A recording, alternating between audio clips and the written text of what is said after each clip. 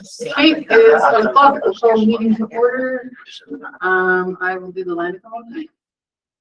Peace River School Vision respectfully acknowledges that the land on which we gather is located within the Treaty 8 territory, traditional meeting ground and home of the ancestral First People, the Cree and Dene, as well as the Métis.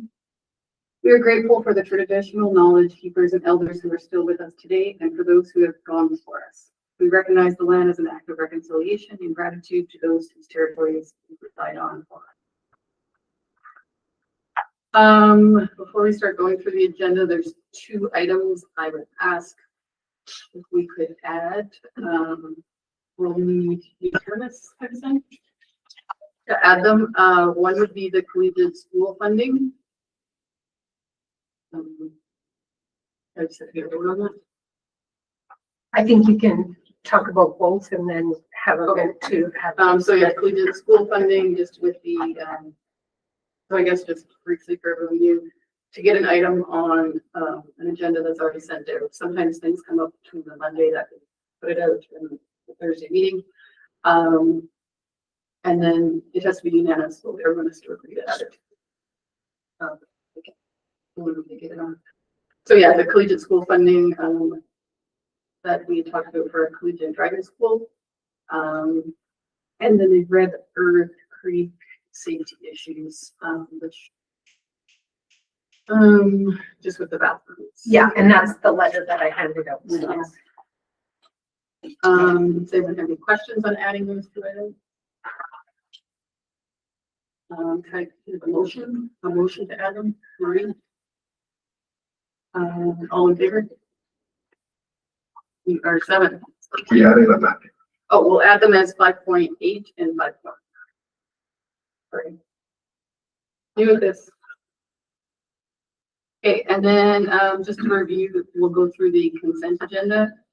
Anything that you want to talk about from 2.1 to 2.7.3.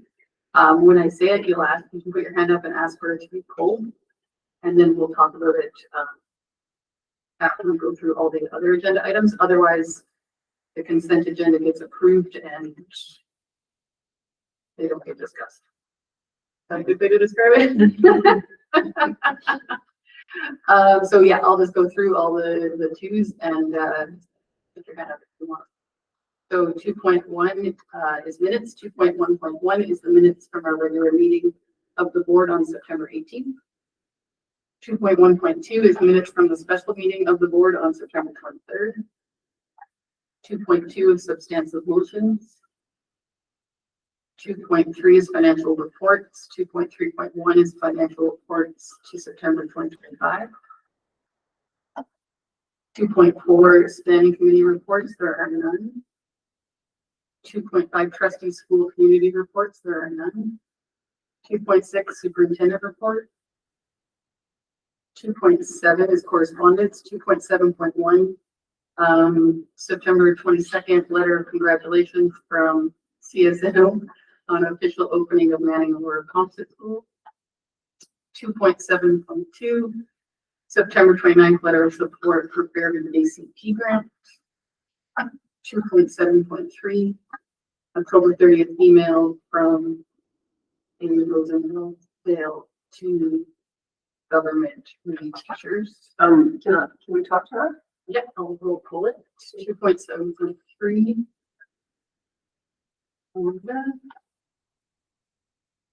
And can we just speak a little bit about the 2.5 for the new trustees?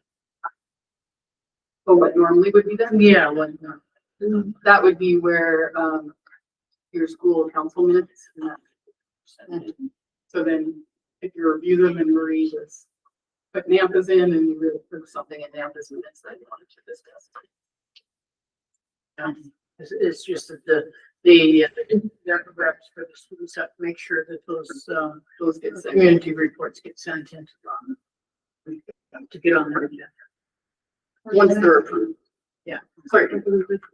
Should we talk about the substantive motions in one day, or is that really not really good? We did talk about that a little bit on So those are just, when you look in substantive motions, motions that we have made and if the work has been done when it was done, or if it's still in progress. Am I too late for it? Or- Yeah, we approved it, yes, you can. You want to pull it? Please, please. We're pulling 2.2 as well.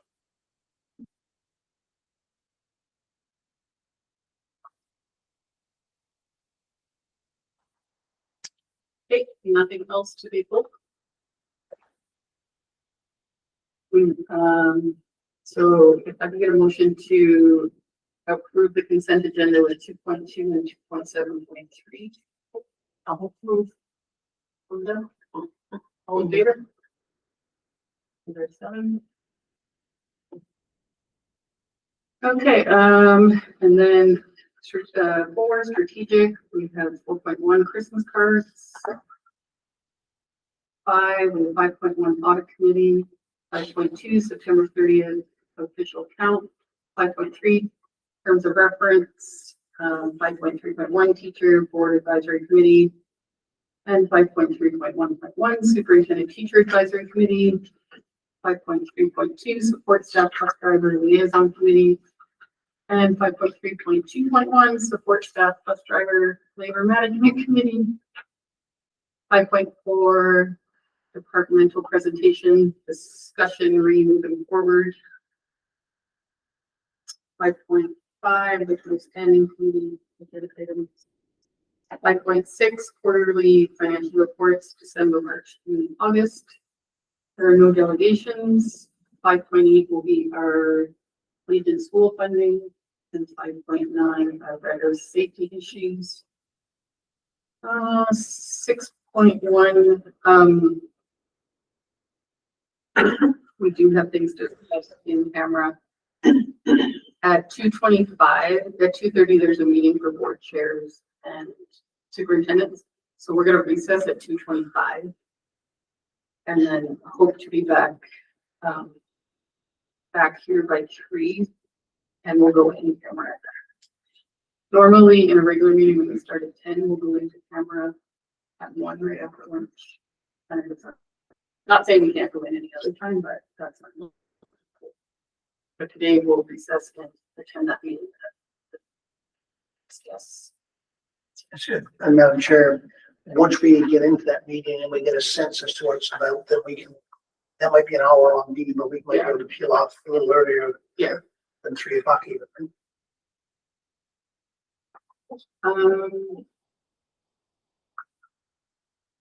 6.2 policy development review. We don't have anything at this time. 6.3 standing committee items, ASBA and attendance at the ASBA fall general meeting and PSBA and it's at that fall general meeting. 6.3.3 rural caucus, 6.4 board work plan, 6.4.1 trustee.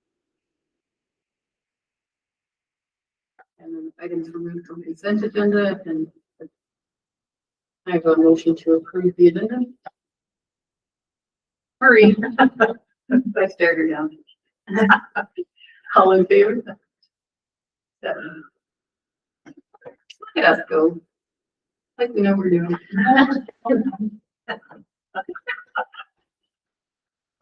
Okay. So we're at 4.1. Christmas card. We have the second.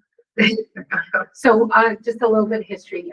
Every year the board issues Christmas cards to a multitude of organizations, people, partners, and so on. So at usually the October board meeting, just so that we have time to get a picture, make sure everything's good, ordered, and we can get them back.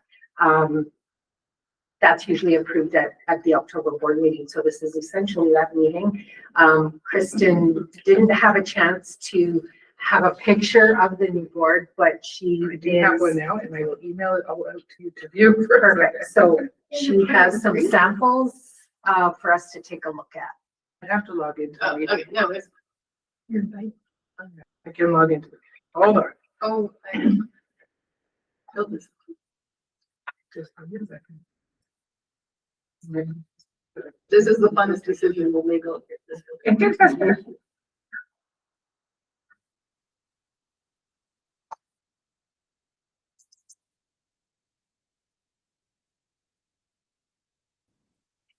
It's me.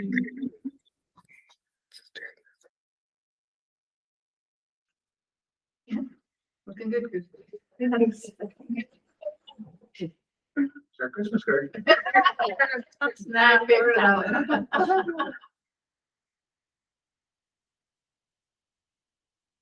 Let me make this. It's not what I would have shared. All right. We didn't include, like, but then staff, we didn't.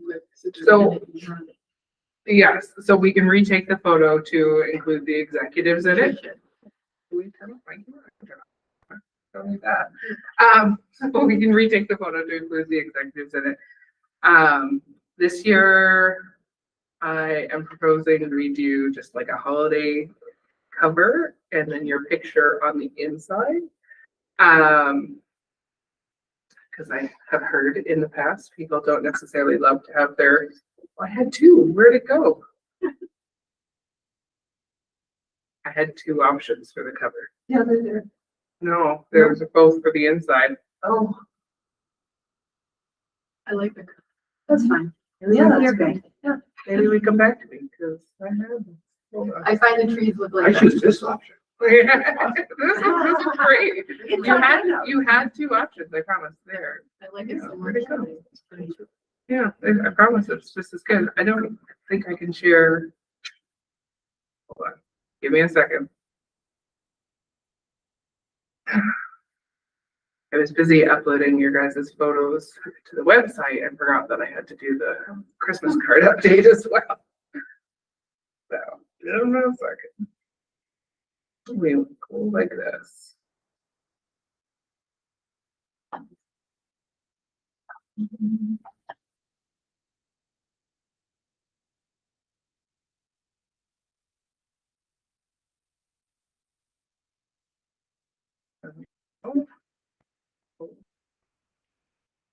This. Stop sharing for a second.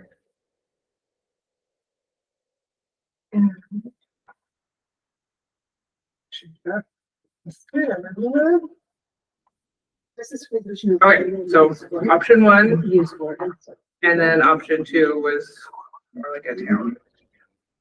So those are the covers, and then I'm proposing we put the photo of you guys on the inside, and then I'll have to get all your signatures that we added that white space below. Okay, one or two. So I'll one, start with you. We're gonna do another picture with executive in there. The reason that picture. We'll do it. tree. Trees. One or two. Trees or houses. Do you want with one call? So we do get at least one. Edith, I'm skipping. I'll go with trees. 3, 2, 1. Trees. Trees it Oh, is. boy. I'm with trees too. Okay. So then trees it is, and we will redo that photo quickly. Maybe after you guys come back from in-camera, Perfect. we'll do the photo. Our with the first executive. controversy. Yes, yeah. The bride and groom, yeah. On the Christmas, yeah. Well, you all like trees, and those trees and We need bulls. a so- motion. Oh, we need a motion for that? I know. Okay, who would like to, are you gonna say the right? He voted for the one, yeah. You voted for- I thought you voted for trees, so. Three. I thought there was only two. No, trees, I said. Number one. All in favor? Aye. Okay, perfect. Okay, now let's do. That's good, because. Okay, 5.1, audit committee. So we talked about the audit committee. We have 2 new members coming to the audit committee, and hopefully we'll have 3 members at large. The meeting will be on November the 26th. I just need to set a time for that meeting. And again, that meeting will be a presentation of the audited financial statements by the audit firm, MNP and Peace River. So probably Ted Decline and Brandon Gagnon will be there to present the statements. And we'll have a chance to ask Barrage any more questions. I can I'll do my best. And, members at large to also see the financial statements with the purpose of bringing back a recommendation to the Board of Trustees, November 27th, the next day. Our recommendation to hopefully approve the financial statements. So, I need to know what's the best time for that. Would it be morning or afternoon, like 1:30 in the afternoon? This is probably going to be 2 hours at the most. So either morning or afternoon, and I have to set that with the auditors. I defer to Paul. I'm here on this committee, right? Yeah. And I'm open all day, so it doesn't matter to me. I'm liberated. Okay, I just didn't know if you Okay. were looking at it. No, hold on. okay, so I'll say 1:30 and then I'll get that information out to everybody on the committee. Thank you. Did you have a question? Oh, sorry. So when we have this committee, we then don't get the auditors and we report them as we did before. I'm going to ask them to be here this time. Having, like, in the election year, it's always good to bring them in because there's new people at the table as a whole. But having them at the table is not the norm. It can happen whenever you want. But usually when we have the audit committee meeting, they don't then come back the next day to present to the whole board. But that can happen if it's the board's will, that can happen every year, if that's what you want. It doesn't matter to me. I was just wondering if this kind of takes the Yeah. place of the. That's exactly the intent. But again, they'll be here this time and, probably next year might be just the audit committee meeting, and then I'll present the statements at the board meeting if that's what you want. Yeah, I was going to make that point, Madam Chair, that the board will always be in receipt of a management letter and the auditor report, whether they show up or not. Some years, you feel there's a desire to have them show up, especially if there's lots of noise in the background around some notions that perhaps we're not directing the funding in the areas that it should be directed in. We're not making wise fiscal decisions. So when you have that kind of noise in the background, sometimes it's important to have the actual people who audited here in person so you can questions can be asked of them or they could share other information. But most times auditors don't have to show up. Their work shows up here and it gets presented. But this time I think it's a wise move to do both. Have the audit committee and it will go ahead because we have at least one person along with trustees. Maybe there's another one or two that will come forward. So. Perfect. Everyone else good? Okay, we'll move on to 5.2, September 30th official count. Yeah, Madam Chair, this is just an information piece for you. You'll recall in an earlier meeting, there was draft enrollments. Now these are the officially confirmed enrollments. So you will see at the end of September 29th this year, because the 30th was a holiday, we had 2,947 students that included Peace Learning Connection home learners. That's down 53 students from June of the previous school year.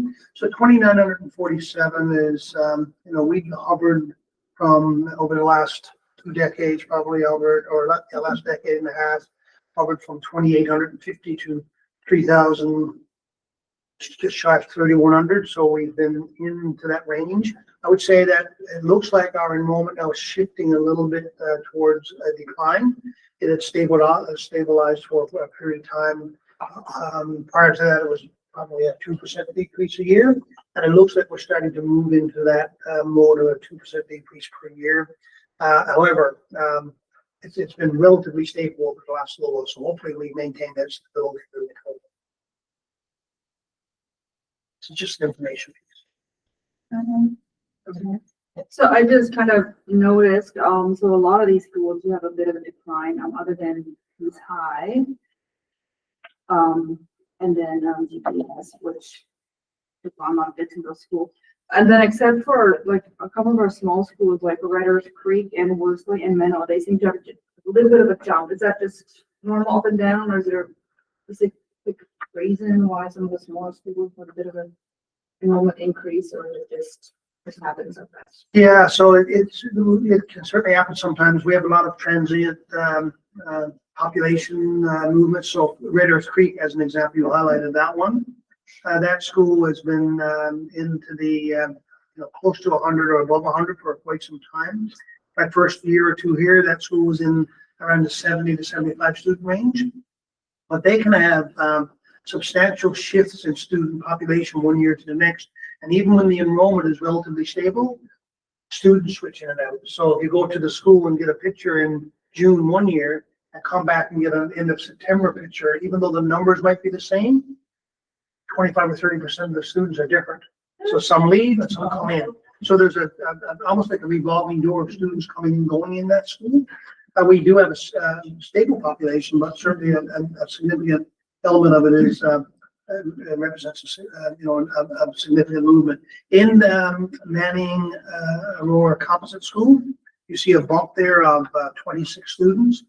I would say for the most part, it's fair to say that many of those students transferred over from the other school in the community, and it resulted in, at the grade 8 level, 35 or 36 students in one class. In the last couple of days, we responded to that by making some adjustments to part-time teaching positions in the school to build up complement so that class can be split for at least part of the day, particularly for core instruction and literacy. So yeah, so we get movements to and from when we Dixonville school population, we've done some work around that to track where the students went. I don't think any of them ended up enrolling in the school in Manning. Many of them ended up enrolling in schools other than Peace River School Division schools. Not many, but a few. Few of them. Okay, so we did pick up. Yeah. Okay, all right. So that's We had 19 that went to Grimshaw. okay. Yeah, so that's helpful to know. It's really this subtotal of 2075. Doesn't include this. Really are. Yeah. Probably. I'd also say that that's reflective of our outreach schools, because we always have large numbers taking grade 12 courses and graduating out of our falls and outreach campus. And in September, we don't get as many coming in.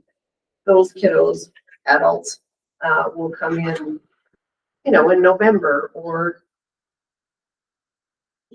January or whatever, when they find out what they need, and then they'll take their courses. So those numbers for our outreach schools they fluctuate a lot. And Madam Chair, in I think at the last meeting, I shared a graph showing the number of students in grade 12, finishing grade 12 this year versus the number of children coming in kindergarten. And you see a very substantial difference in numbers. And of course, that is significant, because if the current pattern is that the kindergarten grade 1, 2, 3 numbers are, overall 100 or 2 different, fast forward 13 years from now, and we'll have a significant further decrease in population. But of course, it's really hard to know for sure, because when you have competing schools within a community, you get transfers of students from one school to the other. That's a very normal process. And that's why it's so important for this board to continue its focus on doing the basics well, providing a very solid literacy and numeracy program, and build our reputation on that. And when we do that, and continue to do it, hopefully we'll continue to hold on to the students we have and attract more in. Anyone else got any questions? That was just verification. We don't need to. Okay, we'll move on to 5.3.1, the TBAC. And Madam Chair, that was the conversation in the organizational meeting earlier this morning. So what you see there is 5.3.1.1 is the updated terms of reference for the Superintendent Teacher Advisory Committee that we're moving forward with. And we had tentatively scheduled November 25th, I think, as the first meeting this year. We'll need to reach back out to the president of local president of ATA now to see if that date works, or another date, given what transpired over the last 3.5 weeks. And so the 5.3.1 is a draft terms of reference for TBAC. And it would parallel the terms of reference for staff that we're going to move to the board to the first meeting this fall. And so we just wanted to share that with you and advocate for at least a consideration of making those two documents parallel. And it means reducing the number of meetings per year, but always reserving the right to have other meetings as needed. If emergent matters come forward or the board decides that it wants to meet with that group. So both that entire section contains the operations management terms of reference for two committees and the board's terms of reference for the companion committees with suggested documentation or wording. So if you go to that 3.5.3.1, you will see the attachment here, which is the draft for your consideration. So, Madam Chair, the only other thing I'll say is that you might want to look at this today and say, okay, you are either in a position to say, yes, let's take those forward and float them for the next meeting of this committee and get feedback, or if there's further adjustments you feel you need to make, you can do that as well. Because at the end of the day, it's for the ones approving terms of reference, or does it have to be agreed upon? So the trustees would take this forward to the committee members and have people weigh in, but this would be typically the terms of reference are agreed to by all parties, but this is the board's committee. So I guess at the end of the day, the board could say, hey, after we've heard from you, here are the updated terms of reference. So I guess the decisioning point, Madam Chair, would be whether the board feels comfortable that this could go forward as a draft document and to solicit feedback from the other members of that committee. Do you want to go through speakers list or? Speaker list for it. Let's just do speaker list since we have that. Oh, Paul, you're first. Sorry. You can say no comment if you don't want. Yeah, I'm going to read it here. So we're just pushing forward to draft. That's what. I guess the only other thing that I'll say, one of the driving forces behind the changes in the scheduled number of meetings is that we're encouraging all of our staff that if there's an emergent problem, they shouldn't be waiting for a meeting.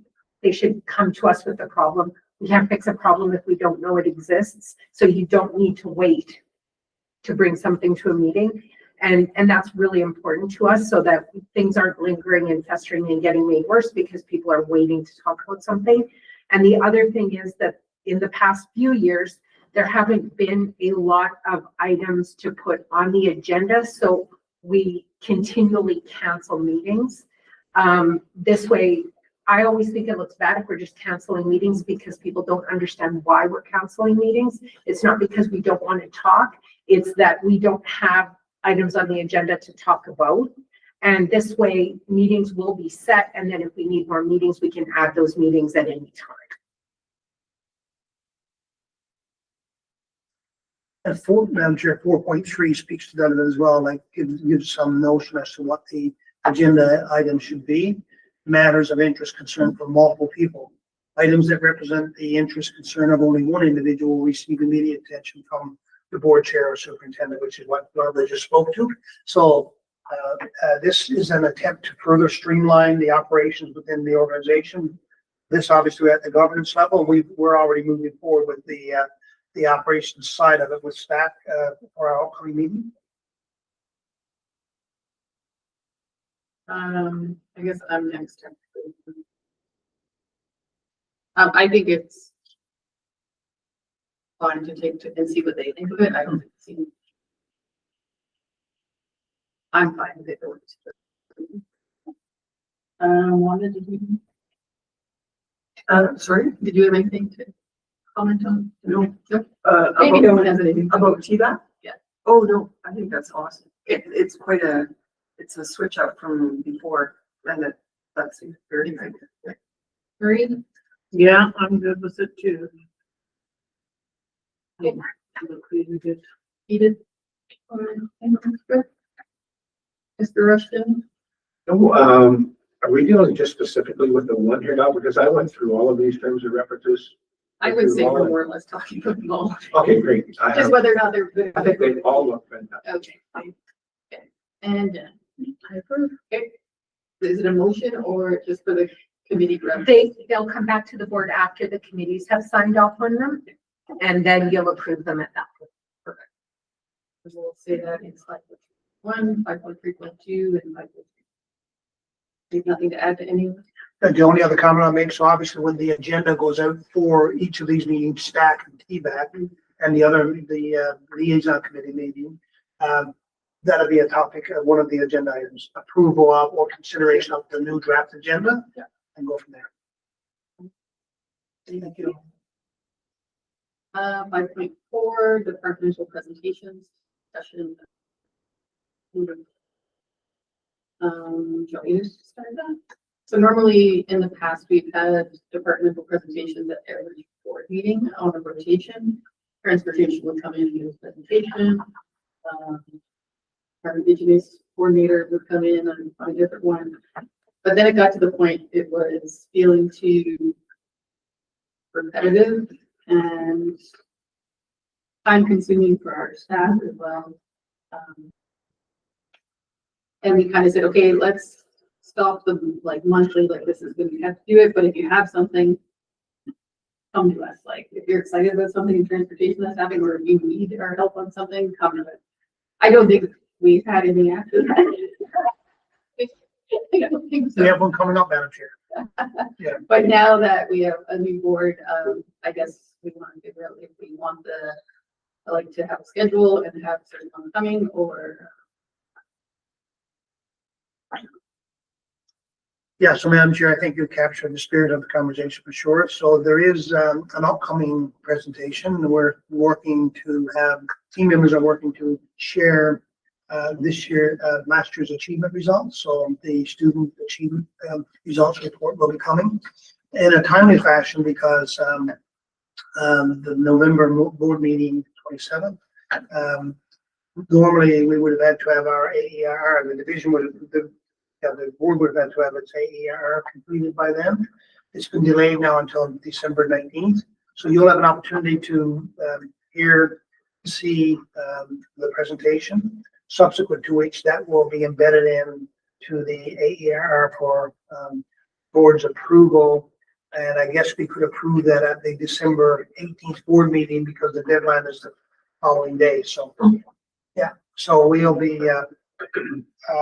ready for that presentation. And I think we could certainly, and our plan was to, given that we have new trustees here, to reach out to the other departments, and we could see if departments want to do presentations at upcoming board meetings, or if the board itself says we would really like to hear an update from whomever, we can arrange for that.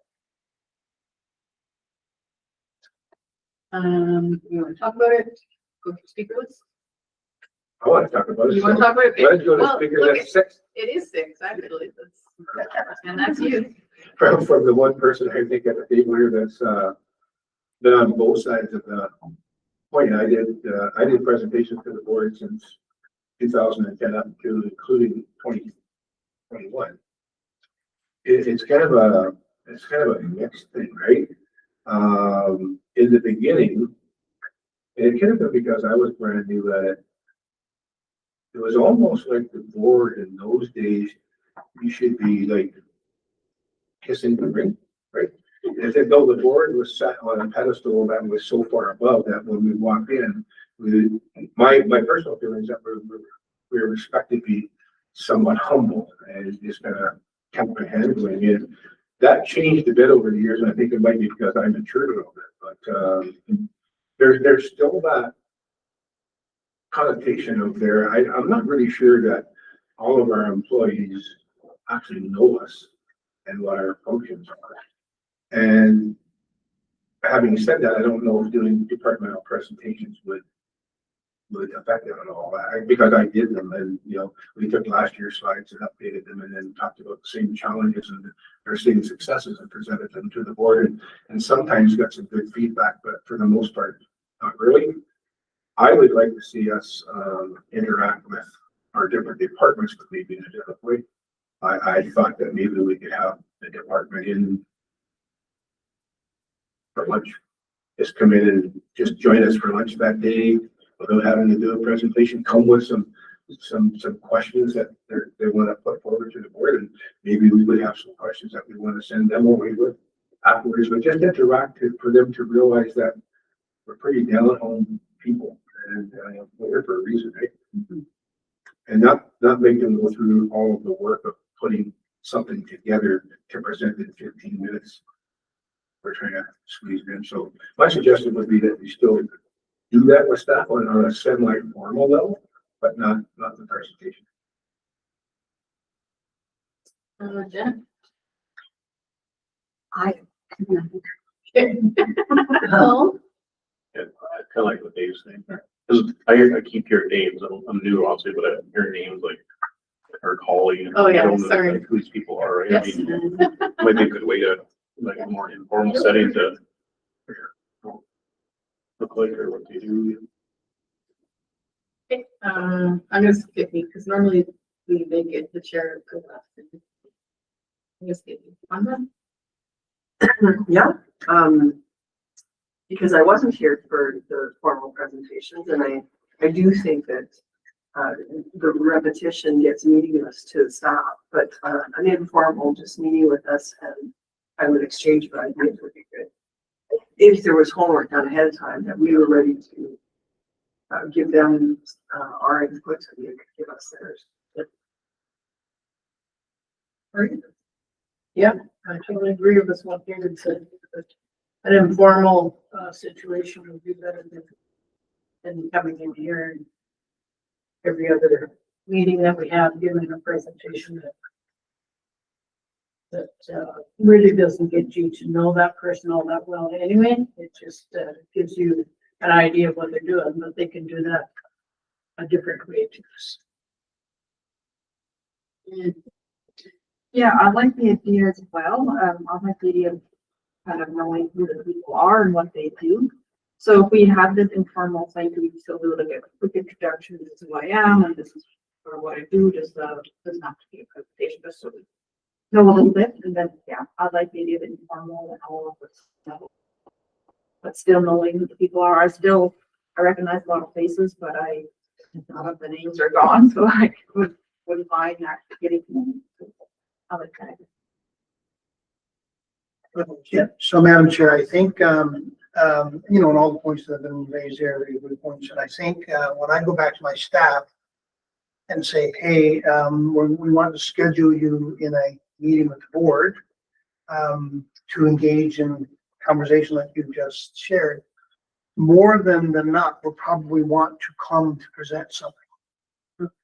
Right? I think they're going to want to come and share something because that formalizes it a bit for them, and then stay to have lunch and sort of continue that conversation will be all good, versus just coming and be just have an informal chat.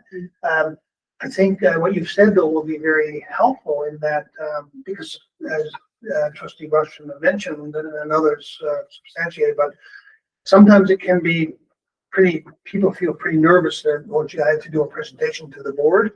I think we've come a long way though, and as was referenced, in that people are much more at ease now in doing these presentations and so on. And even if the next time around there was a little bit of repetition, well, for some people, this would be brand new, right, for you.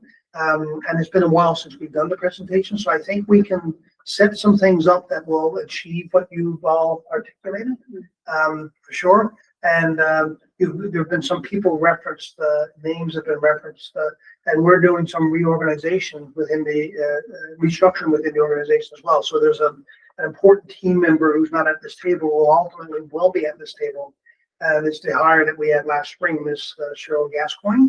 She's working in tandem with Anita now, or I should say, Anita is working to mentor her. She will, after Christmas, she will be sometime in the new year. I'll be asking her to join some of these meetings so she can get comfortable taking over that after the year is out.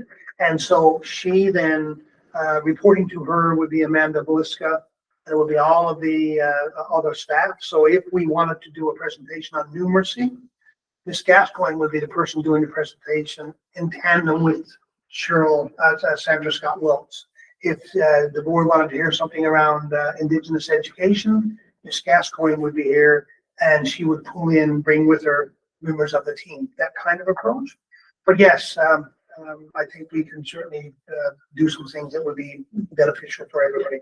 But I think, yeah, having, maybe 10 minutes of them, just giving, it doesn't have to be super fancy, it doesn't have, but maybe some conversation points to then have the informal conversation. So everyone has a basis of what that person. Yeah, and the only other point that comes to my mind is if you really want to sort of lock in and share with them that, you got it, you understand your role here, and you say to them, are there things in your world that, we could be good advocates for? Or, how can we, so from a governance perspective, how do you see us? And what's your thoughts on how you can help support our work in your governance world? So you can generate some really good conversation that way as well. Yeah, I would just, if I can, Madam Chair, just to kind of go on a little bit with what Trustee Lauren said, is that with some homework being done on both sides. When I came in and did presentations from facilities, or even later on with transportation, I felt like the board could have been a little bit more in tune and asked some better questions, right? So maybe that's behooves us to prepare a little bit. If somebody's coming next month from a particular department, then we should be sitting back thinking, okay, so what's important to us to know.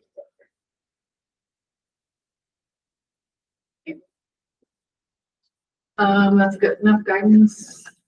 For you guys? Okay. Standing committee agenda. 5.6 quarterly financial reports. I'll just say that coming out of policy work, that's been ongoing and approved. Starting this year, I will bring a variance analysis of the financial reports. I'll do this quarterly. So you will see a report from me in this section of the agenda in December, March, June, and August. That will cover the preceding quarter. So right now we're in the middle of that. So in December, I will bring the first one. I'll continue to have the monthly reports on the consent agenda. And those monthly reports being reports that we send to Alberta Ed, right? And they're just to the board or as an FYI. Perfect. No one have any questions on that? Just because this was an issue coming out of the teachers' strike, is that the government of Alberta does not do class. They have no idea what class the students to teacher ratio is. I'm like, I'm sure you guys do. You could just easily pull that up and know, because everybody's doing attendance all the time. Okay. Yeah, they're now seeking said information. Oh, Yeah. So they're What's the yeah, deadline? yeah. So 24th of November, all school jurisdictions have to present all of that information so that they will have it in hand. And that way we'll be able to have a better indicator of class size than taking the total number of students and the number of teaching staff, doing the mathematics piece on that, because as you know, you have 50,000 teachers, that might only be that could be 47,000 positions, but shared. Yes. So 3 people occupy one position. I will say that through PASI, they have all of this information. Yeah. Yeah. But yes, we will submit it. And can I also, sorry, Madam Chair, can I also ask about, is this something that is on, right, like you guys are using Power School still? And so it's just pulled from. Yeah. Thank you. Are they asking for information on classroom? They are. We have a list of things that they want the information on. They've yet to provide us with the document on how we're supposed to give them that information. So they've given us a big long list. We're doing what we can to be prepared for that, but we have no idea what the actual spreadsheet that they want us to complete is going to look like And it has to be submitted by November 20th. 24.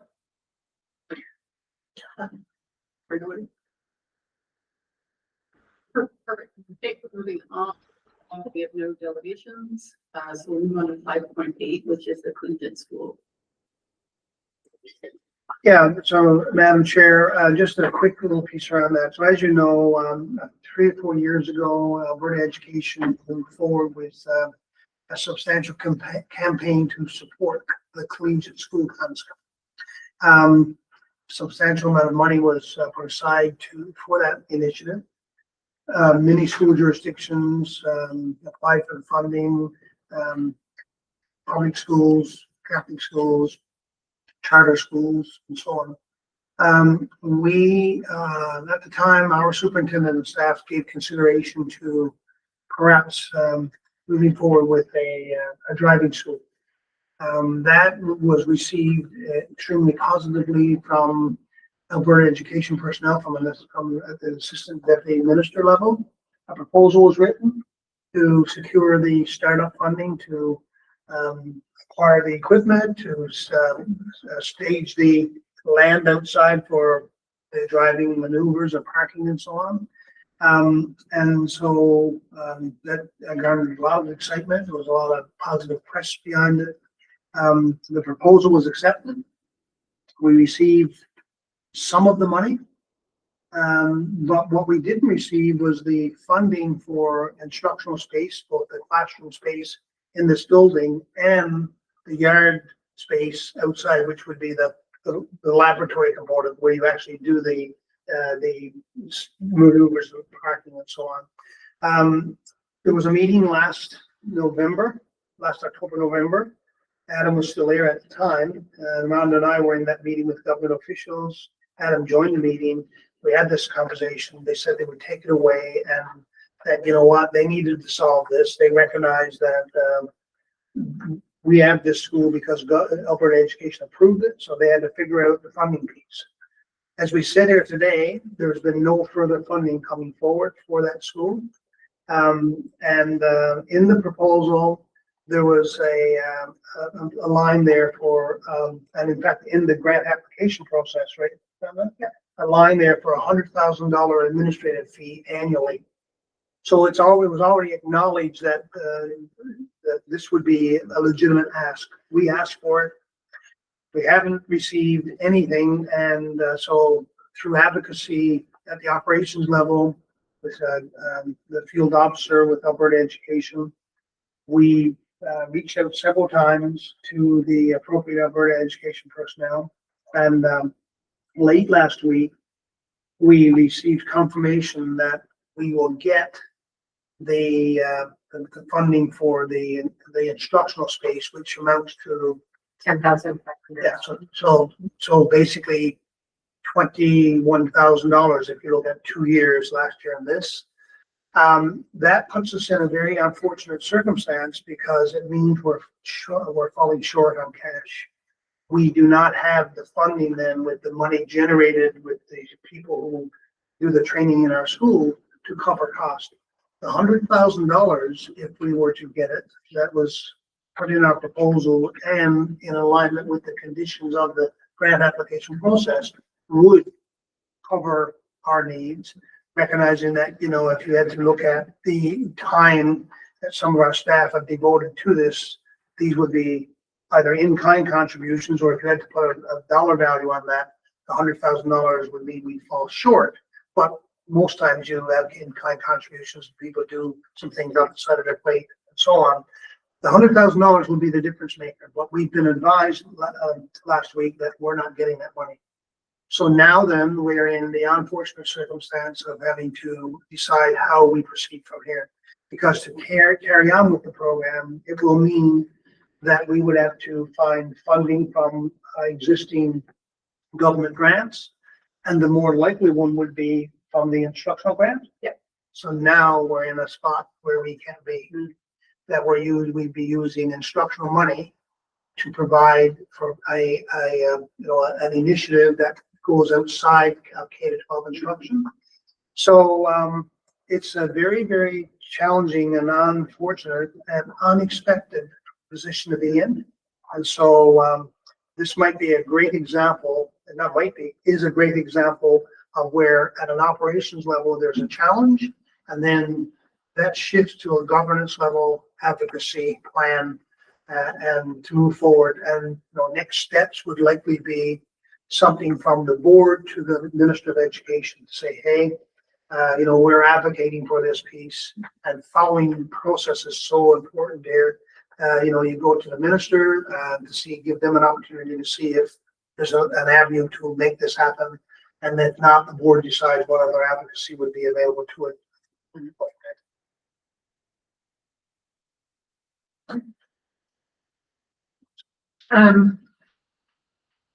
The funding manual, as you're all aware, existing trustees are aware, other people may not be aware, but they've changed the funding manual every year since the big change in 2019-20 school year. And the latest update in the funding manual supports that there is no other funding for collegiate schools. However, collegiate schools continue to be one of the big pushes of the local government. They're talking about it all the time. And so now there's expectations in place that you provide a totally different level of education, and there's no additional funding to support that. So now we know that they're changing the funding manual again, and I anticipate this to be a significant change. I feel that it would be a really good time for the board, because we have a collegiate school, to step up and say, like, you're pushing this, you want this to happen, you're supporting it, but then you're not supporting it. Because this was a big surprise to us. Like, when we applied for this, it was right in our original budget. This is how this is going to work. And so now, 2 years later, we're up and running and doing a great job. And that's when we find out that things have changed. So. Do we have any legal recourse?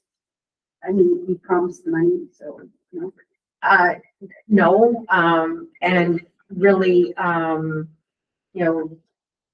political, I'm not a politician, I'm on the other side of the table from politicians, but politically, those conversations are best, I'm trying to think of what the right word is. You really want to support the government and the ministry in what's happening, but with them hearing what your concerns are. Well, so I'm wondering, you had said that the private schools in Calgary have received a huge pot of money just for this sort of thing. And I wonder if there's any way for us in a very timely way to find out, because the instructional time that is not being covered in this one, surely in those schools it's covered. I mean, is there some way to say to the minister, look, you funded this in Calgary, what have you done? Yeah.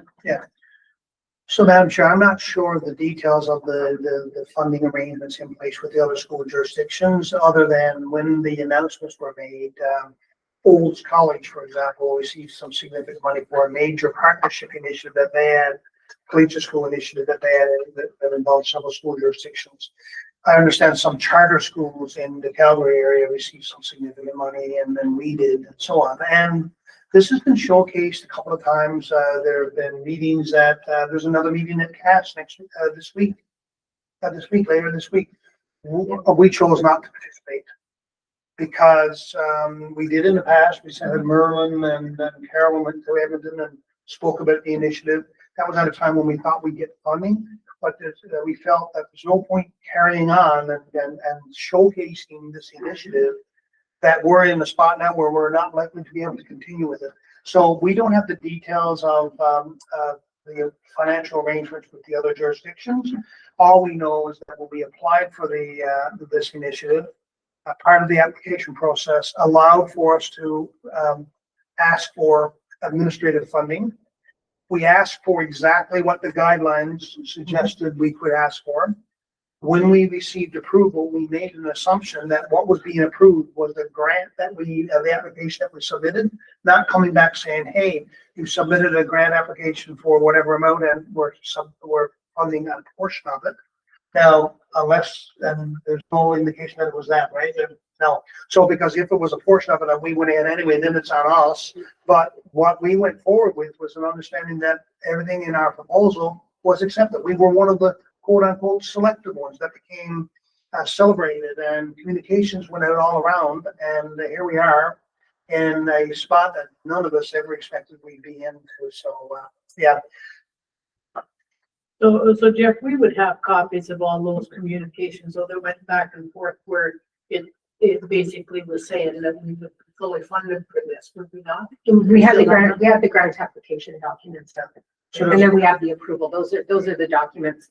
The other piece, you were talking about with independent schools, they have an ability to charge fees that we don't have, right? So there's other circumstances that may help in this situation in an independent school that we don't have in a public school. So are we, because like you had said, we don't want to go to, come out to the community that this thing might fall on its face. Because, so can we not compose a letter that says, look, we submitted this grant, thought our costs were covered, you've yanked funding without telling us that this would be yanked. We proceeded in good faith, having done this. Yeah. Yeah. We definitely started that process. I wrote a letter to my contacts in Alberta Education outlining exactly that for every year. And like Jeff had mentioned, we just got a response, well, a quasi response. The letter is still to come. We haven't seen the official letter, but we were told to contact one of the people that received our request.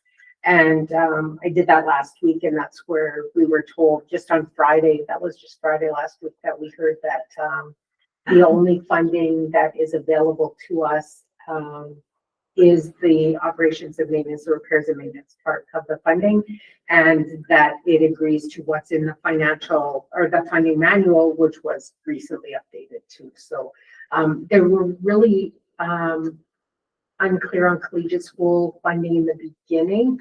And that's why when we made the application and that amount for $100,000 for admin costs made sense, that they're not funding additional base funding or the other grants, but that admin cost, that admin funding was what would help us operate the school.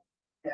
And Madam Chair, obviously this is a very sensitive piece on a number of different levels because we're signaling to you that we are ready to tag out, to ask the board to step in at a governance level to now identify the issue. So this is why this matters at the table, recognizing that this is a public meeting that people can have access to information to. So we would have employees working in this area of our operation now saying, probably if they tune in to this meeting here, this is the first time. So, well, actually we've done those short little communications piece here today, but yeah, we don't know where to turn at this juncture. Well, there are things that we could do, but really right now, we feel we've done everything at an operations level and we're ready to tag out, as I said to you. And I think following processes, protocol is very, very important. So let's say if there's some municipality meetings going on now, and this would be a really, really important thing for them because a lot of the people who work in municipalities or even at the governance level there may have trucking businesses, and this school next door is saving them a lot of money and it's very convenient. Going there might be the advocacy avenue that the board ultimately decides upon, but the advice would be to first go to the ministry. The courtesy piece is for the Minister of Education now to have an opportunity to weigh in on this. And if the Minister of Education says, you know what, we've done everything we can do, then it's the board's prerogative to decide its next steps. So I would think that part of the next steps would be to reach out to the ministry, to the, maybe to the local MLAs, to include them into the mix so that the politicians involved in this are plugged in. Because, when we had the grand opening here, there were politicians there, and it's received some very positive feedback from the business sector for all the reasons we know, and yet here we are. Definitely our local politicians would be quite disappointed to hear that there's a possibility of something. Can't approach. Yeah, I was just thinking, obviously, if we get a communication off to the Minister of Education and Childcare, like right now, we're gonna have an opportunity to talk to him in Edmonton once or twice. Yeah. I've never once seen him not stand at the front of the room. One of us that is there could have the opportunity to stand up with a microphone after he's received this letter and question him in front of everybody else. What are you gonna do? This is our problem. Where are you at, right? Yeah. Because he'll be at the ASBA, Yeah. almost guaranteed that he may be at the ASBA. Sure is. Yeah, and if he has a letter from us before that saying these are our concerns, so we're not blindsiding them, and then stand up and so everybody else can hear what our concerns are, it might help us out a little bit. So you would need just a motion from us to write a letter, and I guess just, it's frustrating. And they have to know we can't take money, like this was always, it had to stand on its own, we're never taking money out of K-12 education. We never, no one would have ever passed a motion to do this if that's how it's working. At the end of the day, that's the bottom line, and it's too bad, and I think we're doing an amazing job of hearing nothing but positive things about it, and I think our areas need it, for all the levels, for everything. So, we make a motion. Edith, sorry. More discussion, do you need more direction? Well, I just think the guidelines they set up, you said that it was restrictive. Wrong at lunch there, you said it was restrictive because they had to have certain, it kind of narrowed the field of who could. And so maybe in the letter, we could just shoot in also, and your guidelines are restricted, highly restricted. Transportation, so cross ministry, because it's the Department of Transportation or the Transportation Ministry that revamped the Class 1 process. And that's where the guidelines for charges are for each level of the Class 1 program. So I don't know if you agree that we could put in a we'll find out about that guidelines that they're. Yeah. To say. We usually would direct administration to file a letter with all of the Relevant information. yeah, all relevant information. Should it also be CC'd to the Minister? And our, Yes. and our local and all these. Our local. And even this being in our minutes, and maybe we'll get any traction, but it, we're not skipping that step to put municipalities might get into it. Also mention of the original promise, the original intention. So once the motion is passed, then our administration will draft a letter for your signature. And we don't have to bring that before the board to approve it, because we want to get it out there prior to the 16th, right? If everyone's comfortable with that. All in favor? Do you want to motion to us? Sure. We could read. It's not completely finalized because nobody actually made the motion. Yeah, that's right. So I How would you like it read? Do you have something there? I have it.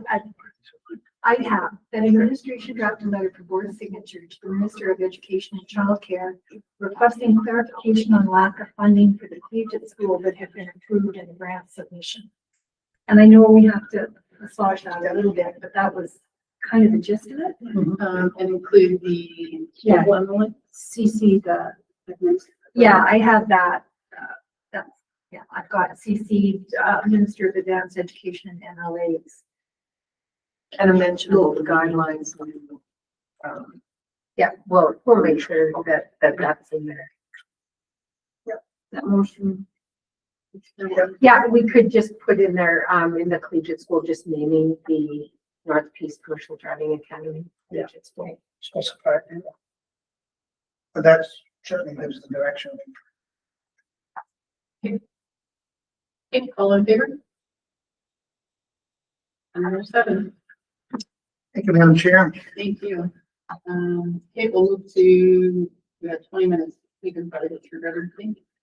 5.9 is regular school safety issues. Yeah. Wants to take the lead on it. So, Madam Chair, you'll recall, or trustees who were here prior to the election, a meeting was held with Minister Williams and MLA Weeb, who was standing in for the trustee for yeah. Scott Sinclair. And that meeting arose because there were significant delays in the progress for the new school in Red Ears Creek.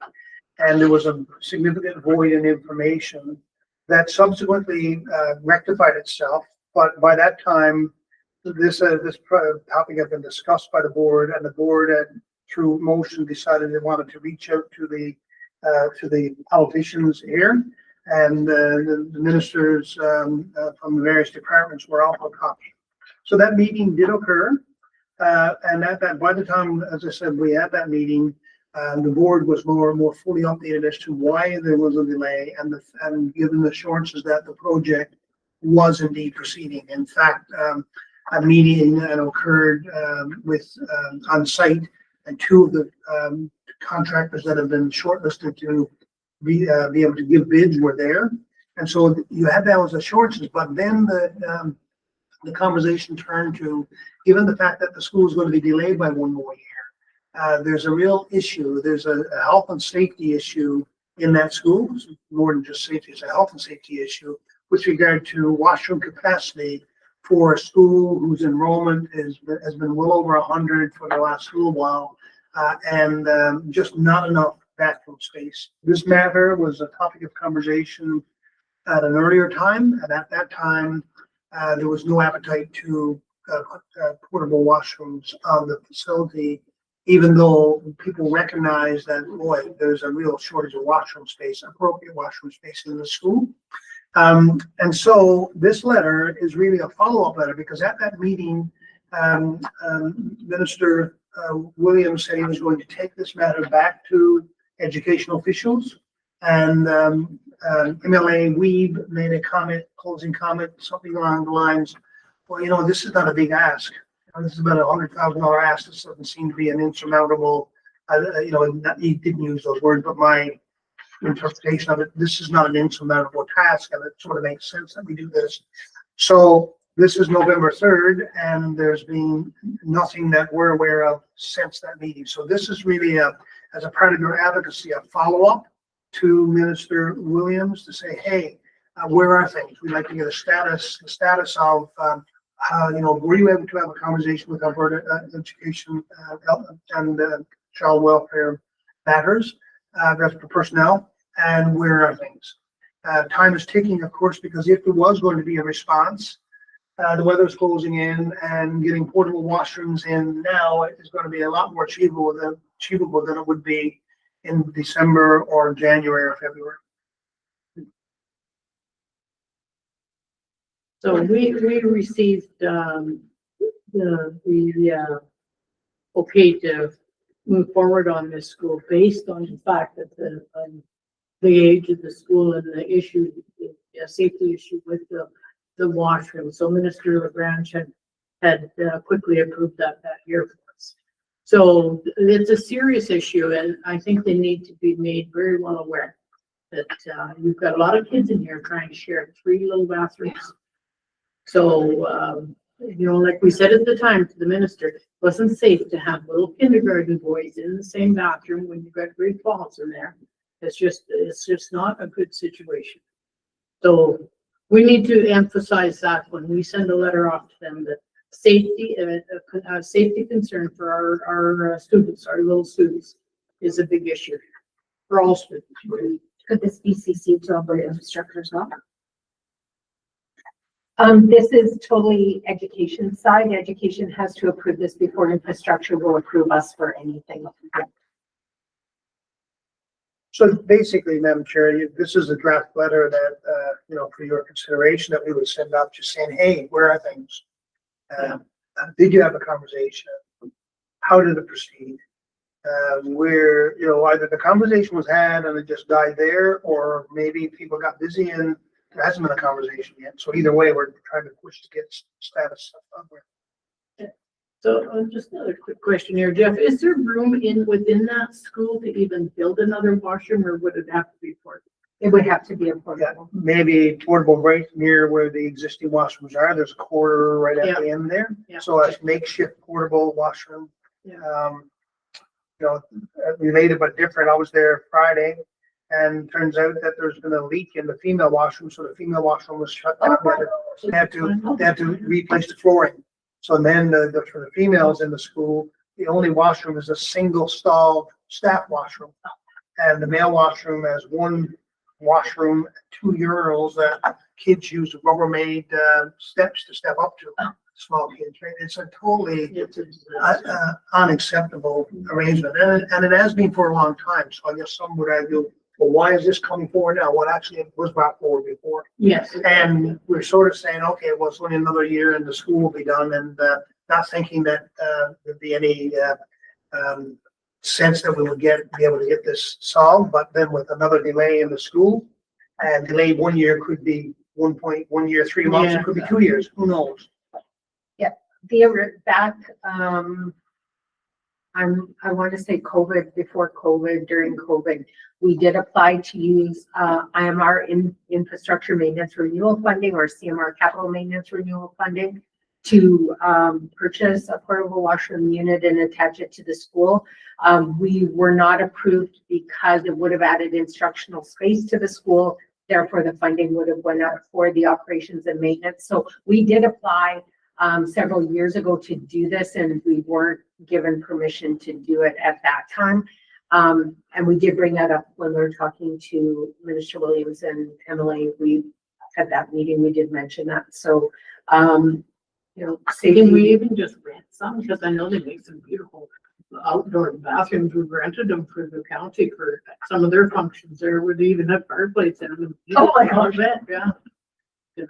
It gets difficult if it's not attached to the school during the winter months. It's really difficult to have anything that's not a permanent fixture to attach to the school because of the nature of the students going to the washroom and supervision and everything else, right? So that's where that challenge would be. But hopefully this will help. Well, sorry. Yeah.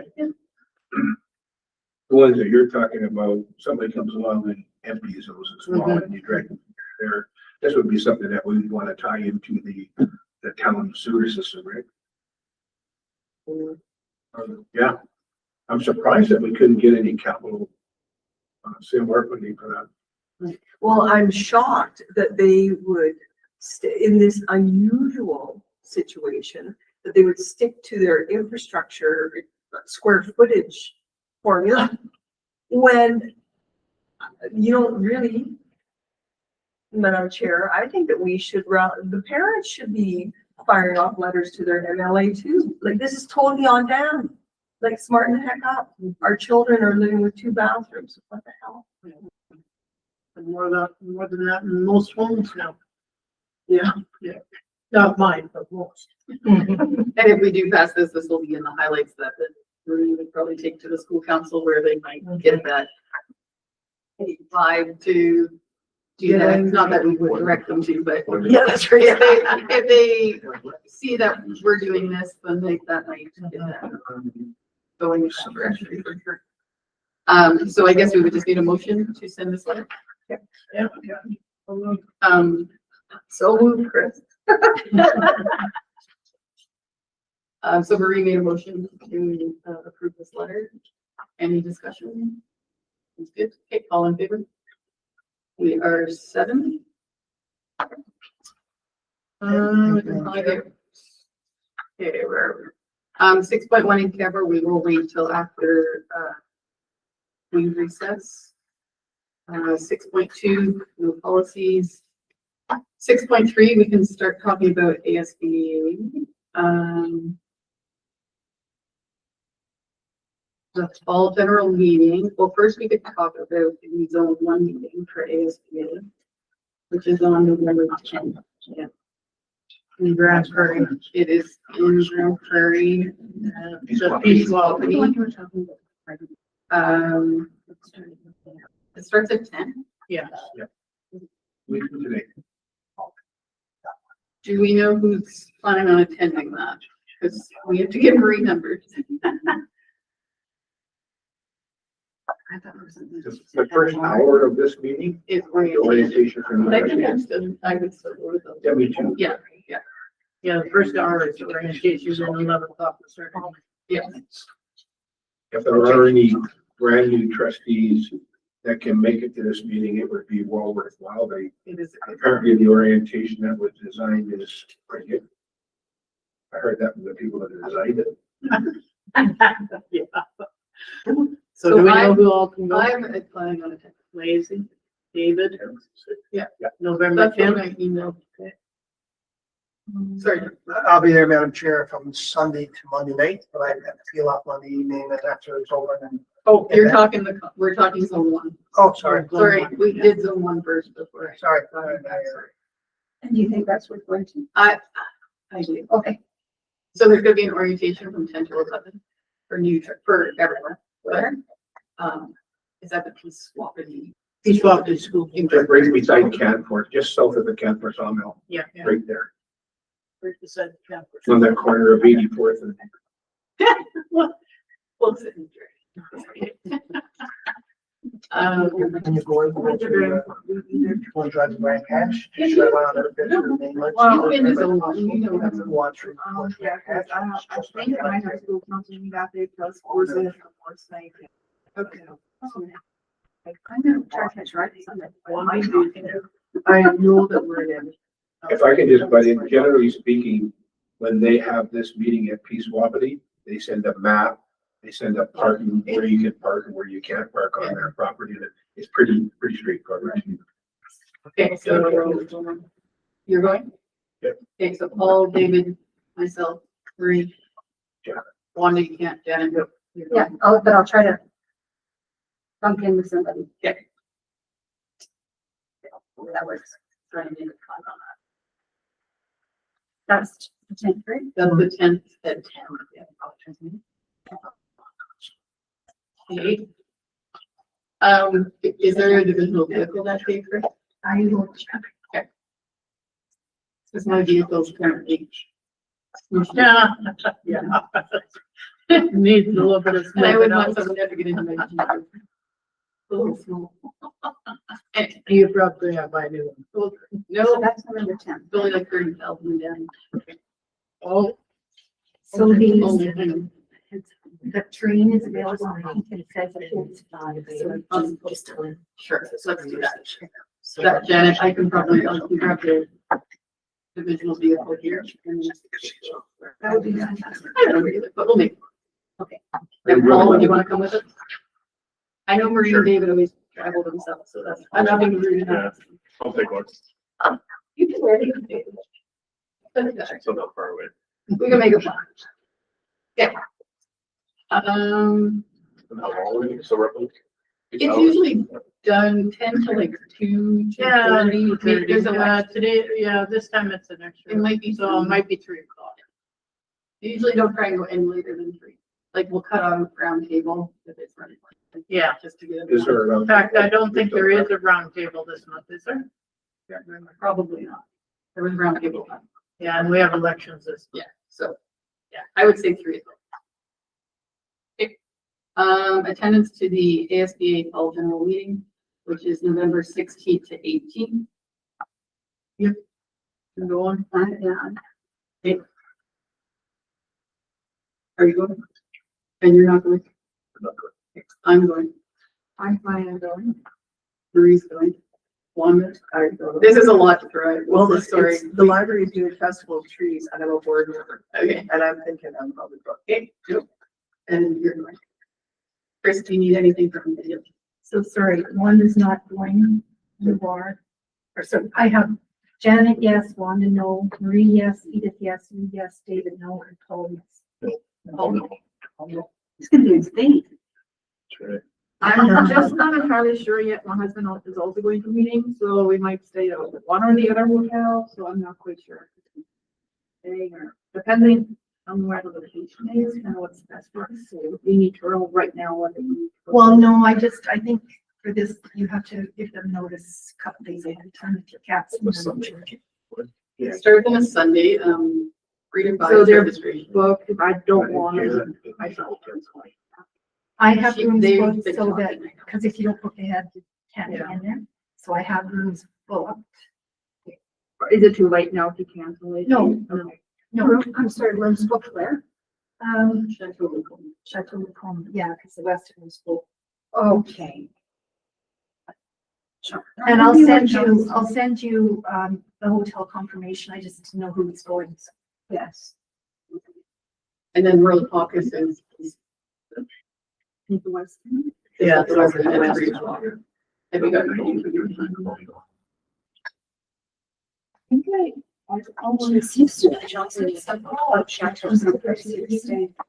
But I thought we were staying at West. No, we can never get rooms there. The minute they book them, it's like they're full. I don't know. Like the whole hotel is. And where is our conference at West? At the west, yeah, but we're a hotel in the Chateau, which is about a $6 cab ride. It irritates me that it's only $6. The municipality. It's like, we're okay, you should walk. I just don't like walking downtown Calgary unless I have a security guard. Or downtown. This is Edmonton. Yeah, but even Edmonton, same thing. No, I get it, but yeah, no, I'm not. I don't know, does it say? I'm sure he was staying with the Chateau Lacombe too. So everybody who's going to Aspen will possibly also go to Providence? Good. You could probably resend that too.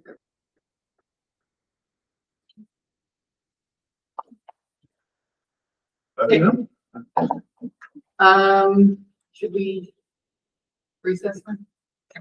We'll recess for 6.3.1 and we'll plan to come back at 3. Should we finish 6 and then add the item or should it? Doesn't matter. And I would be adding it at 4.2. I think substance. Yeah. Strategic. Okay, so call the meeting back to order at 3:41. Before we move on, let's, we need to add PD date, school calendar, to 4.2 in, strategic on our agenda. To discuss our PD date on November 10th. If someone would want to make that motion or if you want to discuss it. Just to add it. To add it to the Yeah, agenda. I'll do that. All in favor? We are 7. So we'll finish out 6 and then we'll go up to 4.2. So we stopped at, we got everything we needed for ASBA, right? Yeah. Chris, you have everything you need for ASBA? Yes. Okay, so we'll move to 6.3.2, which is PSBAA, which is the public school board association. Alberta Association. What does FGM? Fall general meeting. Oh, So these are they'll be fall and they'll be spring general meetings for both of these organizations. So this one is November 19th to 21st. Who will be attending this one? Marie, David, I am. Edith is not. You were, Paul is not. And Janet are not. Okay. And I think you knew, oh, did you know that? No? Okay. Now we know. Do you need anything from us for that? Okay. Perfect. And rural caucus, we briefly discussed that.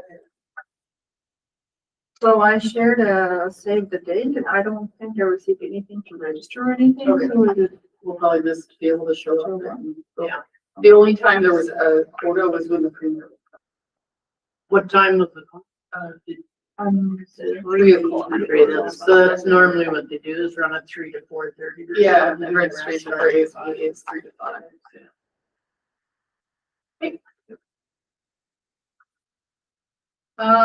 Board work plan. And trustee calendar.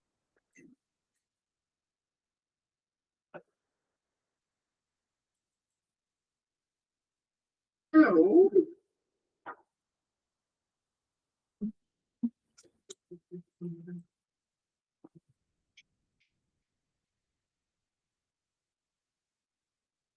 So if you want to pull up the calendar, we can start talking.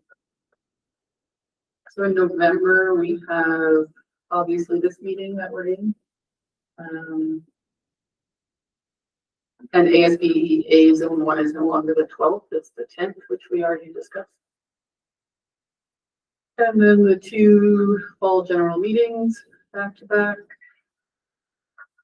And then our board meeting on 27th. And we'll add the audit committee meeting to the audit committee on the 26th. Yeah. We had originally scheduled it for the 12th. Does anyone else have anything? Obviously, the new members probably don't know their school councils and stuff yet. I know I have school council on Wednesday in May at 7 o'clock. Madam Chair, the only thing I'll mention is in relation to the conversation we had earlier today regarding the possibility under the appendix of policy 3, arranging some sessions for trustees who want to get a sense as to what Red Earth Creek looks like and start doing those tours. So we can, if that's the wishes of the board, we can look at putting some possible dates together to see who's interested in going and coordinate dates, even if we don't get them all done now, but we can start the process. And we can then fill that on your calendar at that time. And then I guess the other thing was looking at just kind of having a day, Like a board planning day. a board planning day, or just and I get to know each other maybe day, kind of a little bit of both. Yeah, is that kind of what you're thinking? Yeah, my thoughts on that was like early December. If that Yeah, didn't because I work feel out. like November's a little heavy and She's for pretty all. ugly. Yeah. Okay, we can pull up December too. Anything else in November? Anyone else talk about? TVAC on November 25th, I have written down here. Did I get that wrong? We have to follow up with the local just to see if those dates are still gonna stand, you know, in light of the strike and back to school and everything. So we'll get back. You'll just maybe the 27th. If, yeah, right now it would be the 27th, which is our board meeting. And usually those meetings are 4:30 to 5:30 is stack, and then TVAC is 5:30 to 6:30. So we'll follow up and make sure we share that information as soon as we know. Okay, so in December, all I have showing is the board meeting on the 8th. Do we want to look at a date for December now? And then, or just if we wait till November 27th, that'll be a little late for planning. My preference would be trying to shoot for one right now. For a board planning day.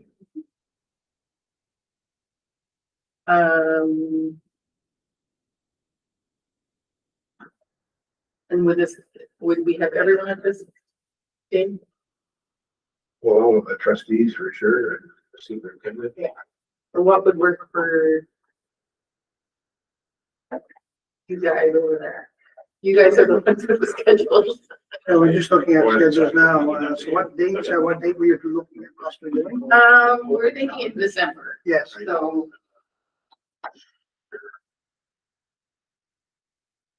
So. What's on December, what, December 4th, like? December 4th. December 5th. Back to the meeting and count. Possibly, we'll just check December 4th. So December 4th is a day for us that could possibly work. Yeah. December 4th. Yeah, I think we could, here in the month of December, we're gonna start running into Christmas concerts. Yeah. All kinds of other stuff. December 4th works for me. Anyone have objections to December 4th? Are you on vacation? Honey? One night that day, but the night before too. What time? Whatever. It would probably be at 10 o'clock. 10 to 4. So Yeah. I'll see you. Sleep's not. I'll sit and work. Sleep over. I'm in at lunchtime. Okay, let's tentatively book it for the 4th. So it's a planning day. I'm planning day, maybe we'll try and do a team building or something. Is there anything you specifically need from us to be prepared for that day? Good lunch. The definition? Hot lunch, Not soup, not soup. Okay. no meetings. Yeah, no man. Yeah, it'll be fun. We could think on that. We want to think if we could talk and see Yeah. what we think. We'll have some time at ESB. So what Yeah. time? Let's say 10 o'clock, probably 10 to 4-ish.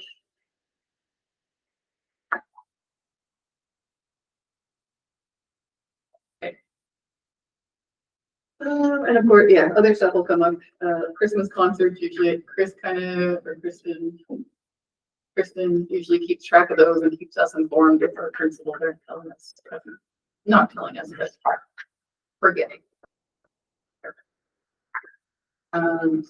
It feels like this is our November meeting, but if not, we'll see each other again on the 27th. So we'll have lots of time.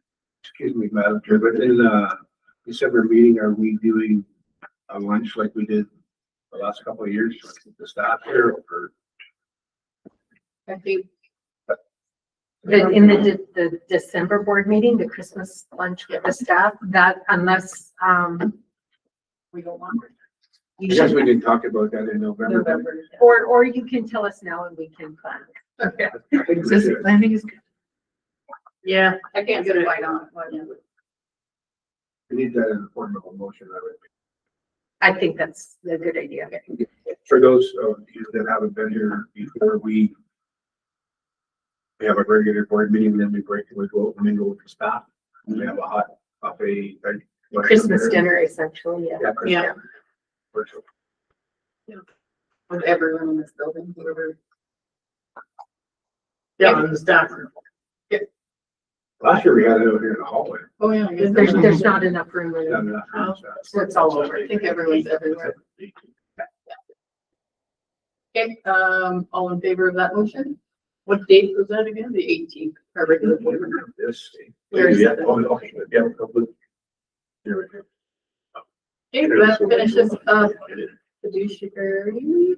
So we'll go back to 4.2, school calendar. Thank you, Madam Chair.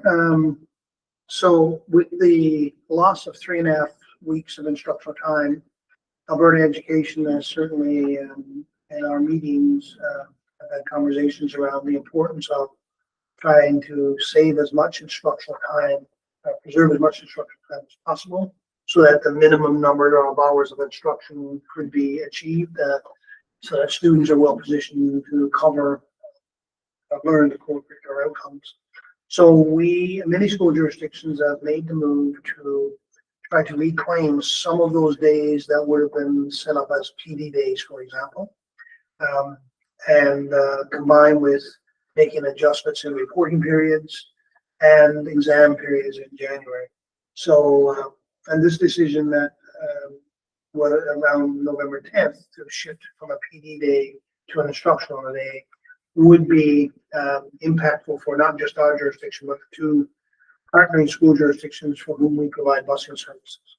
So the other thing is that we've indicated to our school administrators that it makes good sense that we try to claim as many instructional days as possible now, so that we try to get back into a routine. Students are back to school, and the more we can stay on point with a focus on instructional priorities, the better it would be for both students and teachers and their parents.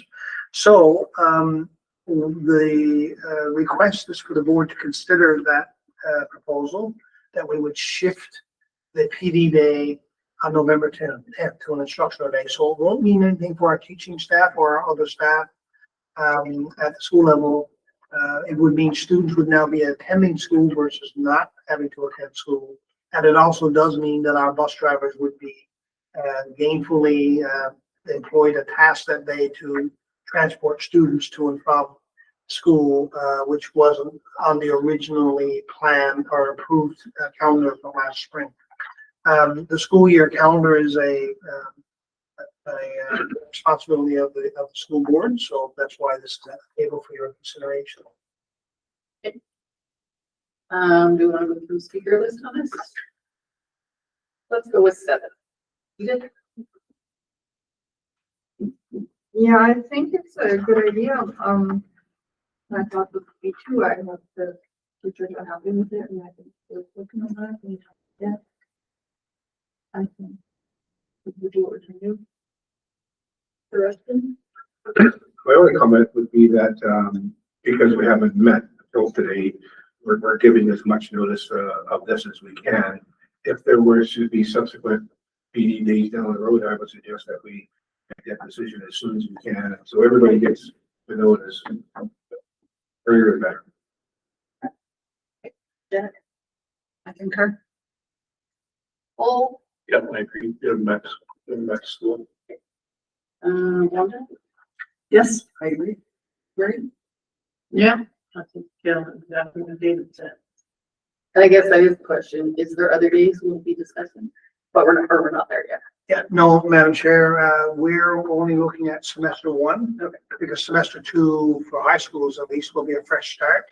So this is about salvaging as much instructional time as possible, not only for our high school students who have lost 3.5 weeks of instructional time, which is significant, but for all of our other students. But if you're not semesterized, and you're teaching K-9, let's say, you have a little more flexibility, you have a little more time to sort of regain your positioning on curriculum coverage and so on, because it takes you through to the end of the year. So this would be the only day that we will be giving consideration to, combined with adjusting the January schedule so that there's no shutdown for quote unquote final exams and courses. That would be all on instruction.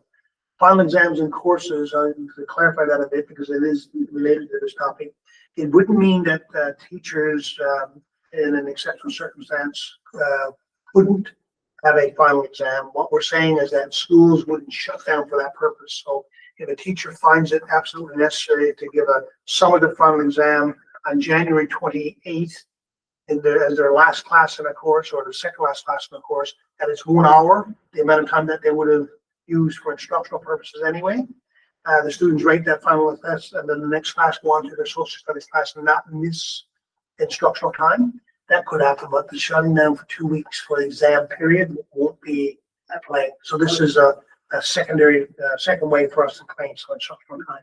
But that doesn't really have to be changed in the calendar. No. Does it have to be communicated? Like, do people understand that? Yeah, so we've already communicated that to our principals, and this we've communicated as a possibility. Now, we're understanding that perhaps some of our principals or some teachers might already be thinking that November 10th is an instructional day, but it wouldn't be, today is the day to formalize that if the board decides so. We'll immediately communicate that out to all schools, to our transportation department, and to all parents, so that everybody is aware that this is the day. There will be no other time. We will mention in communications the January exam period as well, but this will be the only day that we're requesting that it be reclaimed for instructional purposes. Okay, so I'm gonna make a motion to, I guess, change November 10th PD day to an operational day. Want to make that motion? Any further discussion needed? All in favor? We are 7. Okay,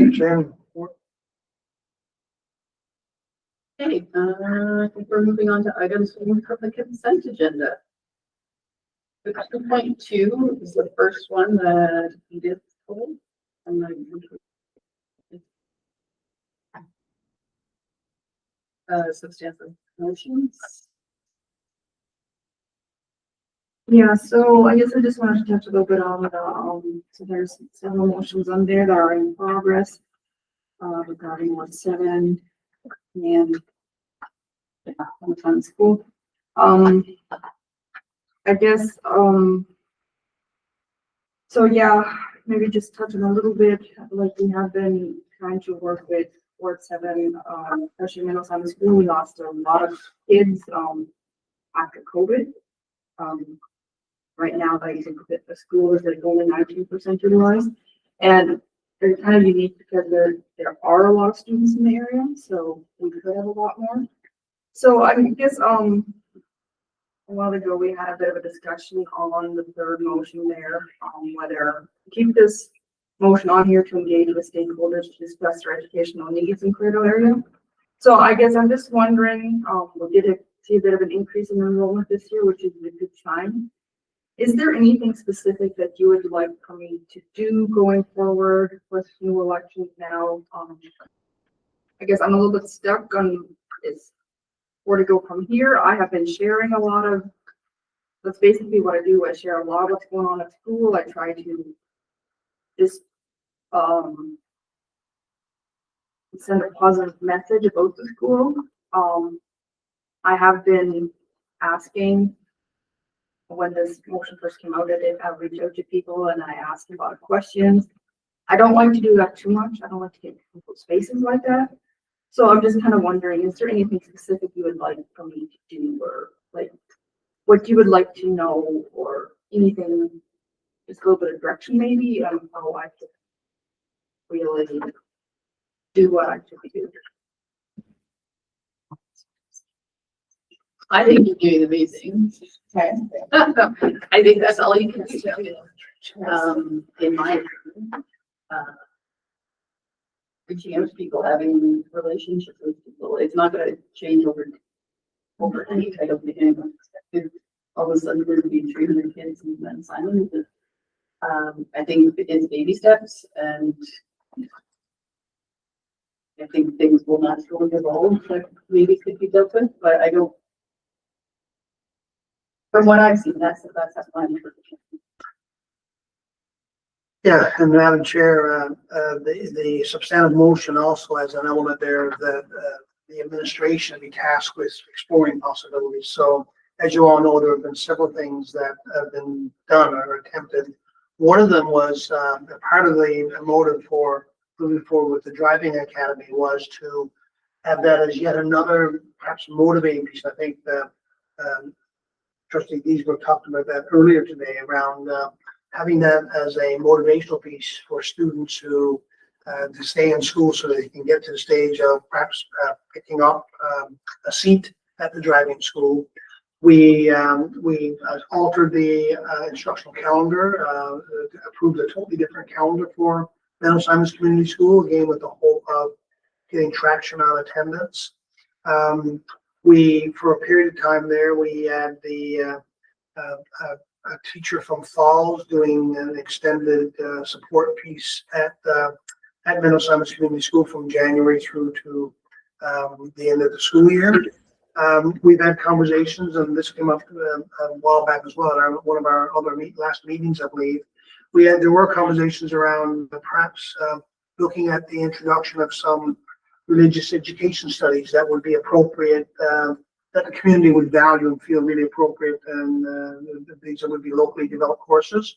There was some work done on that. I'm not sure where that piece is now, with the transitioning out of one administrative team and one administrator and a new one in. So those are the kinds of things that we've explored a little bit. We've also, I know some of our principals who've been there have had a very open door policy for students who aren't necessarily registered at the school. They come in and they, for argument's sake, just for illustrative purposes, they go and see a few baskets in the gym with the students who do attend school, and trying to open up the doors to welcome members of the community in with the hope of attracting some students back to the school. We have had some success with some families who've chosen to come back to the school. That may not have bumped the student numbers like we would like, because as we know, 3 students in, 2 could have left. There's always that kind of dynamic there. So we're certainly open to hearing if trustees have other angles that they want us to play on this. We're certainly open to that. We have reached out to and had good conversations with Clear Hills County CAO, and in fact, there's an upcoming meeting that we will have with them.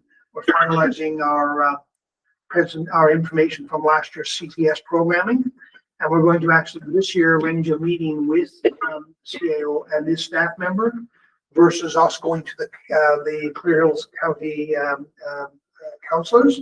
In other words, keep it at an operations level, and if from that meeting, a conversation unfolds and say, hey, we need to take this to the counselors, then we would come back to the board and say, hey, the counselors want to arrange a meeting with the chair, vice chair, let's say, and the local trustee, and go from there. So we're interested in hearing if there are thoughts that you have that might be possibilities for us to zero in on. We're open to that as well. But I agree, continuing to keep an open door policy, building relationships where we can. But it's quite a challenge for sure. And I know there have been many different efforts over time from various people at the divisional level, and some of it has met with some success and some of it has not been overly successful at this junction. So. I just say something? David. Okay. Yeah. I'm just wondering, other than our school in Manning that we just opened in September, the school in Cleardale is our newest school, and we're sitting at 19% utilization, and we have enough students in the area to probably get the 85 plus for sure. I think we maybe need to do something a bit more formal. You know, is it time to invite everybody into the community that doesn't have kids in the school, but has kids in being homeschooled or going to one of the other schools up there, and then saying, what do we have to do? I mean, God, the money that Clear Hills County put in, the millions of dollars to have one of the best CPS areas in the entire division, and just sitting there going to waste. We got a beautiful gymnasium that's, you know, less than 20% of the kids are going. And I know we've done this before, and I've been to Cleardale in the Meadow Simon School to a community meeting, and it's a tough gig. But I think that's probably, my suggestion is we just gotta ask the people, and if there's something we can't do, then we just walk away from it and say, hey, you know, we'll get the best we got. But if there is something there, I mean, maybe it is running the odd religious class or doing something like that. I appreciate what you're doing, but maybe we need the data. We need to hear and say, okay, that's what it is.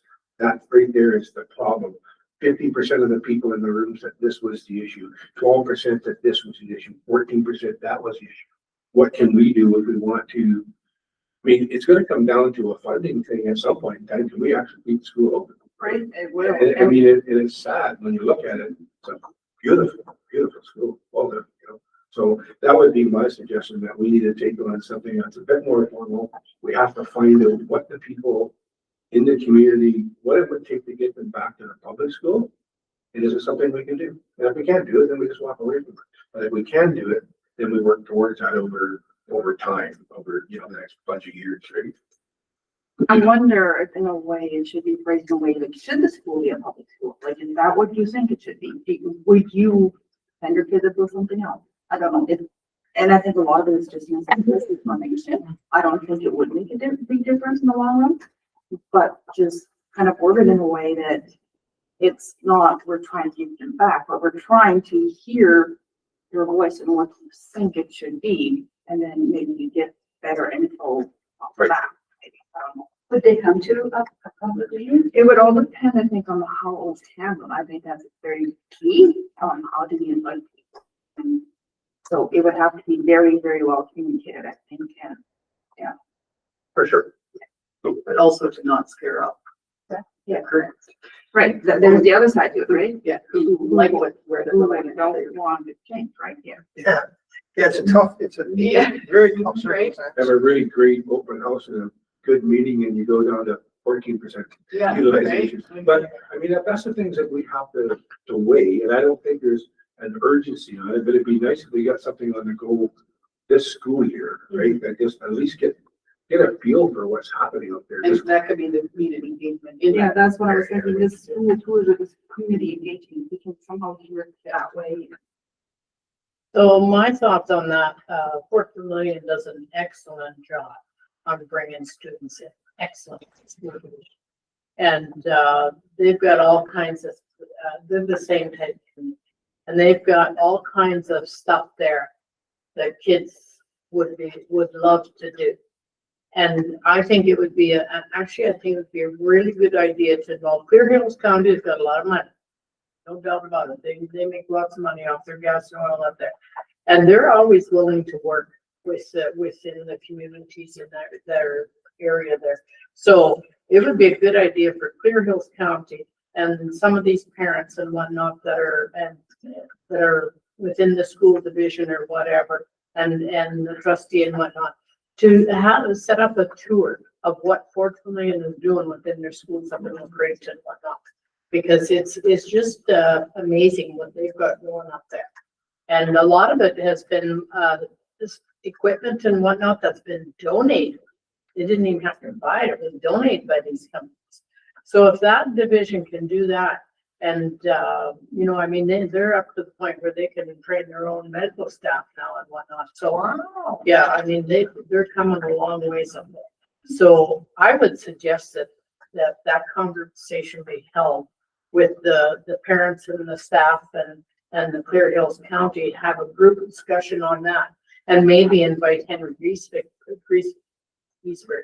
down to bring some videos with him and whatnot of what they've got going on up there for the people in your school to look and see if maybe the county would help out financially and that kind of stuff too. I kind of like that idea because I know Alberta would very much look up to the crew. I always just thought, well, you know, I worked on it so differently, you know, it's an option like it. I do know other last Fort Vermillion when we went there with Rasva, Mike McMahon kind of just told me, you should bring your school council sometimes with you. Sometimes it's, knows the community too, I think. And I never really did anything about that, but I don't know. I think they have been down there years ago, but I don't know if I ever really came out of it, but it might be a good idea just to, and even for people, to kind of see what it could be, like, Yeah, it is what much you good could area, and yeah.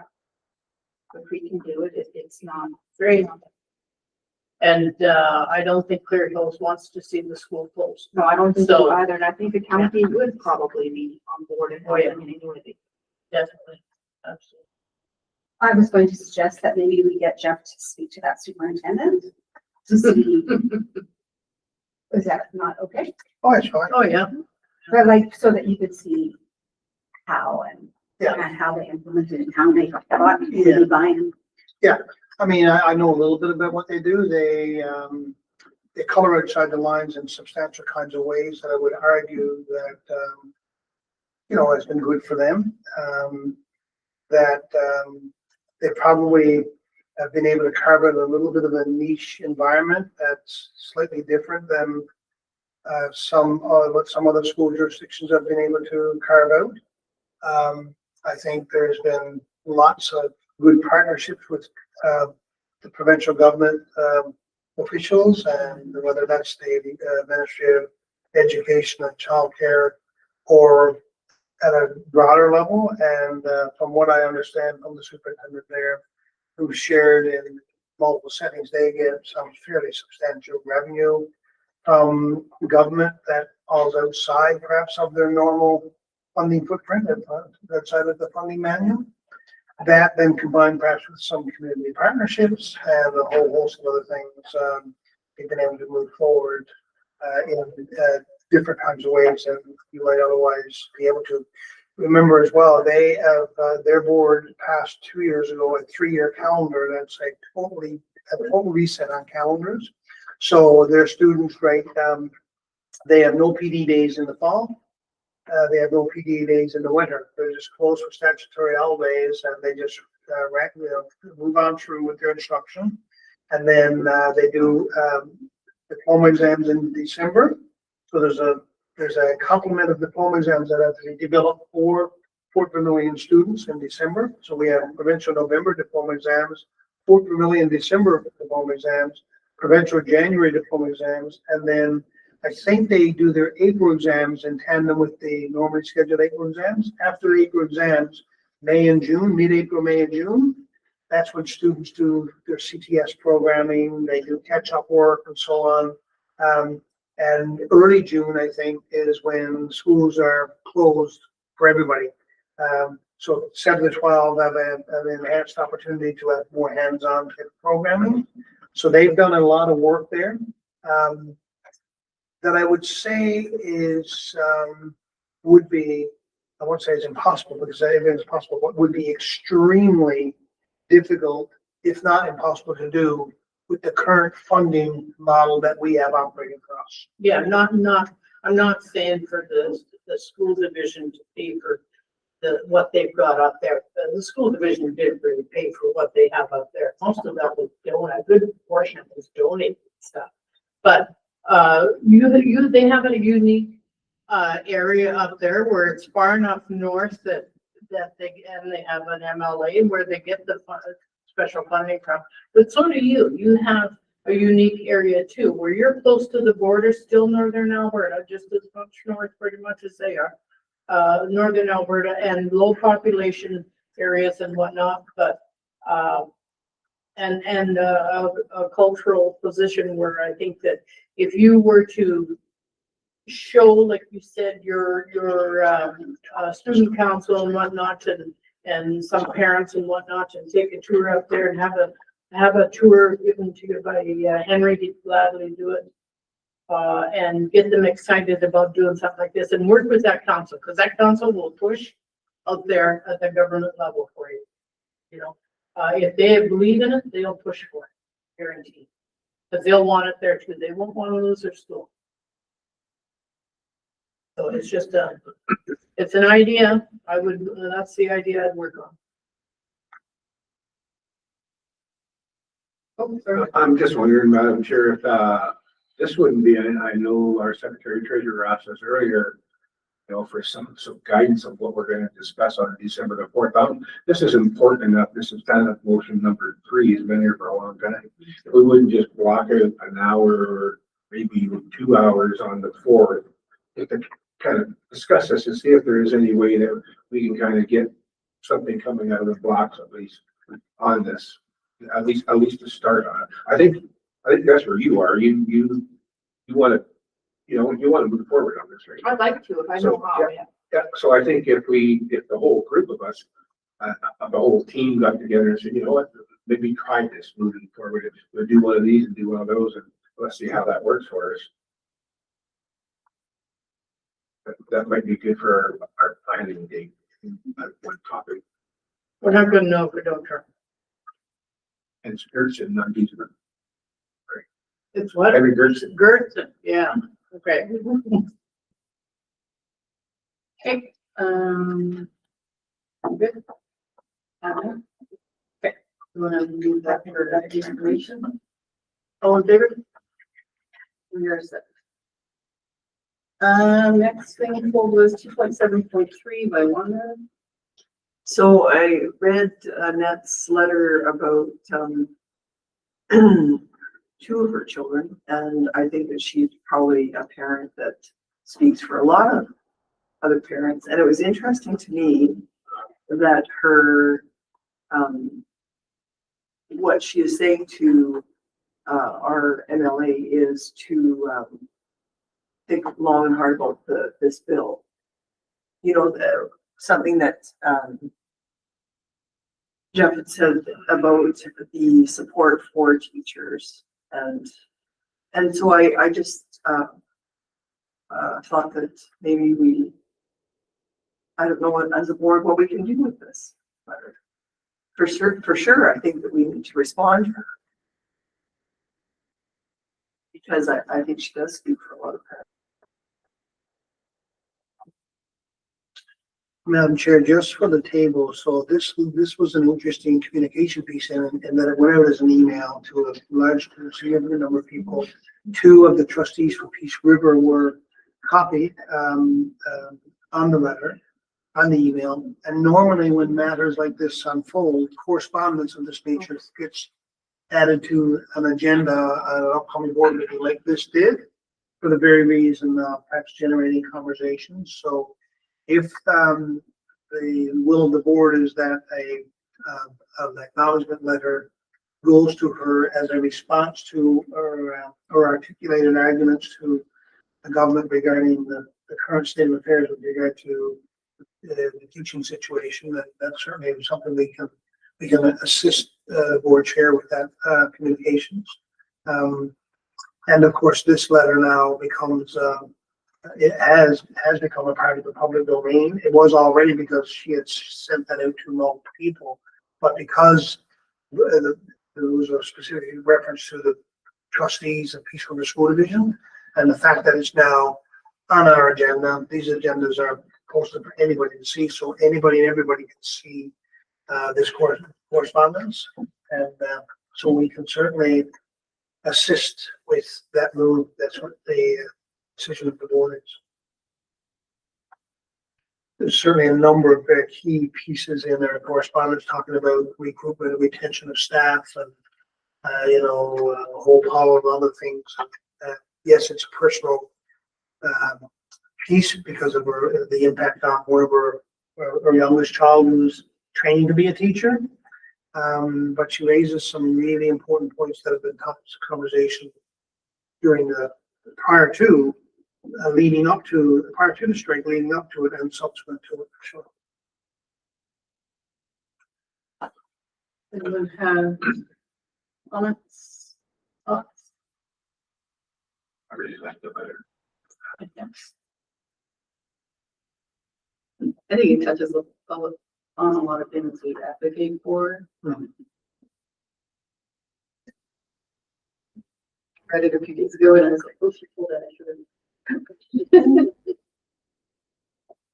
So I guess I had a bit of a question when she mentioned her daughter, like, now seeing the state of, like, second guessing her choice of becoming a teacher, I guess, or not wanting to work in Alberta.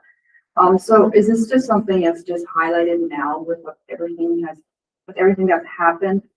It's not like our classrooms or like in our division are worse than they've been like for a while. It's just that everything is kind of on the forefront right now, that they're seeing the reality of it and that it becomes more, that they're really thinking about what they're getting into. So obviously this practicum, what they were participating in online, you can just tell that the morale of whoever was leading it must have been quite traumatizing almost. So that's just concerning for young teachers coming in, that's what they have to face. Yeah, and Madam Chair, I think the part of this as well is that what she highlighted here is that her daughter was scheduled to actually do a real live practicum in one of our schools, and the strike came, and then that couldn't happen. So the university quickly pivoted to an online space and time for the students to get some support in whatever fashion, versus actually being able to go and visit the school. To the point around complexity in the classrooms, I would say that the complexity in classrooms has continued to become even more complex over the last number of years. Part of that has to do with our significant success at becoming far more inclusionary in the education system than we have in our history. More and more students are attending school with complex needs for longer periods of time, and that's a good thing because we all know children with complex needs, if they're immersed in learning situations with their peers, they will do much better than if they're isolated with children with similar challenges, or they're isolated from the mainstream schooling altogether. However, that does come with significant consideration for resources. You can't have a truly inclusionary education system without a lot of resources, and I think that's one of the pushbacks, not only here in Alberta, but throughout the country, that virtually every teacher philosophically believes in inclusionary education. The rub becomes the extent to which supports are provided for the teacher to feel that he or she is able to make the difference. So I think if you look at classroom complexity 5 years ago versus where it is now, it is very different now. It is much more different. It's more complex than ever. We have more and more children in our system that are coded with learning difficulties and learning challenges. Part of that's because we have better assessment approaches. We have more proactive parents. And it's a good thing to, not that we're into labeling, but it's actually a real good thing for parents to know what it is that's the challenge for their child and not being as successful as they know a child can be. Many parents sit down at home with their children, and in that setting, the children aren't as disadvantaged at all. In fact, they're quite smart. They can figure stuff out, and wow, they're really successful. Shift them to a classroom environment, and their vulnerabilities become way more exposed than if they're at home and on the farm or with dad at the shop stripping down an engine. And so school teachers pick up on that and say to moms and dads, you know, it would be good if your child was tested because we're not quite sure what the challenge is, but we know there is one. And if we can figure out what that is, we can be more prescriptive in the kinds of supports we can provide. So there, all of this is packed in here as well. And I suppose what the other piece in this is that, hey, you know what? We need to be putting more time and effort into recruiting teachers from the north so that they are more likely to stay in the north, right? And we need to be able to attract more people in. So I think part of the state letter is a global statement about the state of affairs overall, but a level of specificity that's been highlighted because of the 3.5 week strike that was just experienced.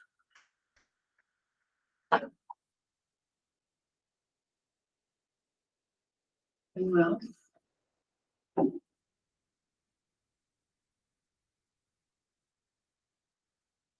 Is there a will to respond? And I guess what do we? I think we all emphasize, like we get it. I don't know. I don't know what we would respond that.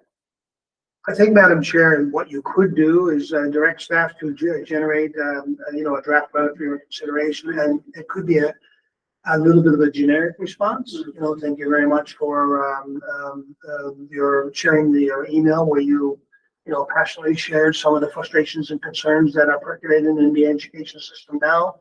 You know, where we know too very well some of those challenges as we've worked hard to deal with recruitment and retention issues, and we could put together a good response that doesn't inflame the situation anymore. Yeah, I guess that. It doesn't add fuel to the fire, but so that this lady, I guess, gets some sort of affirmation of the pitch that she made, and she references, you know, she's copied her local school board relevant trustees, and what she was referring to the two local from the Peace River area, Marie and Wanda. And I think, you know, if the board decides it's the direction to go in, I think we could draft a good supportive response so that she knows that, okay, her email didn't fall on, didn't. Yeah, that's right. She's been heard. Because she is not asking for us. There's nothing in here telling us. I guess that's where I'm at. Yeah. But we can congratulate her on going through the right route to deal with it. So either way, I think you're gonna. Oh, I thought it was like this. If someone wanted to make the motion. I move that we direct men to respond to Mrs. Rosendahl. Any discussion? Just for clarity, Madam Chair, so the motion is a motion to direct men to draft a letter for the board's consideration. Oh. Yeah, because it's no, if you prefer it the other way, we can do that, but she references the governors, the trustees in the circumstance, so Sure. just if that's. Yeah. Could the motion be that we directed men to draft a letter for the board chair's signature and just send it out, so it's not 2 months from now? Yeah. Because otherwise we have to bring it back to a board that you have to approve. Yeah. I think we just got enough trust system to let it go. We can do that over next time. So. Awesome. Yeah. All in favor? 7. Is that it? Yeah. We have to accept it for information to the. Oh, yes. Can you make a motion? A motion to accept. All in favor? Now I just need a motion to adjourn. Wow. Yep. Marie, all in favor? We're 7.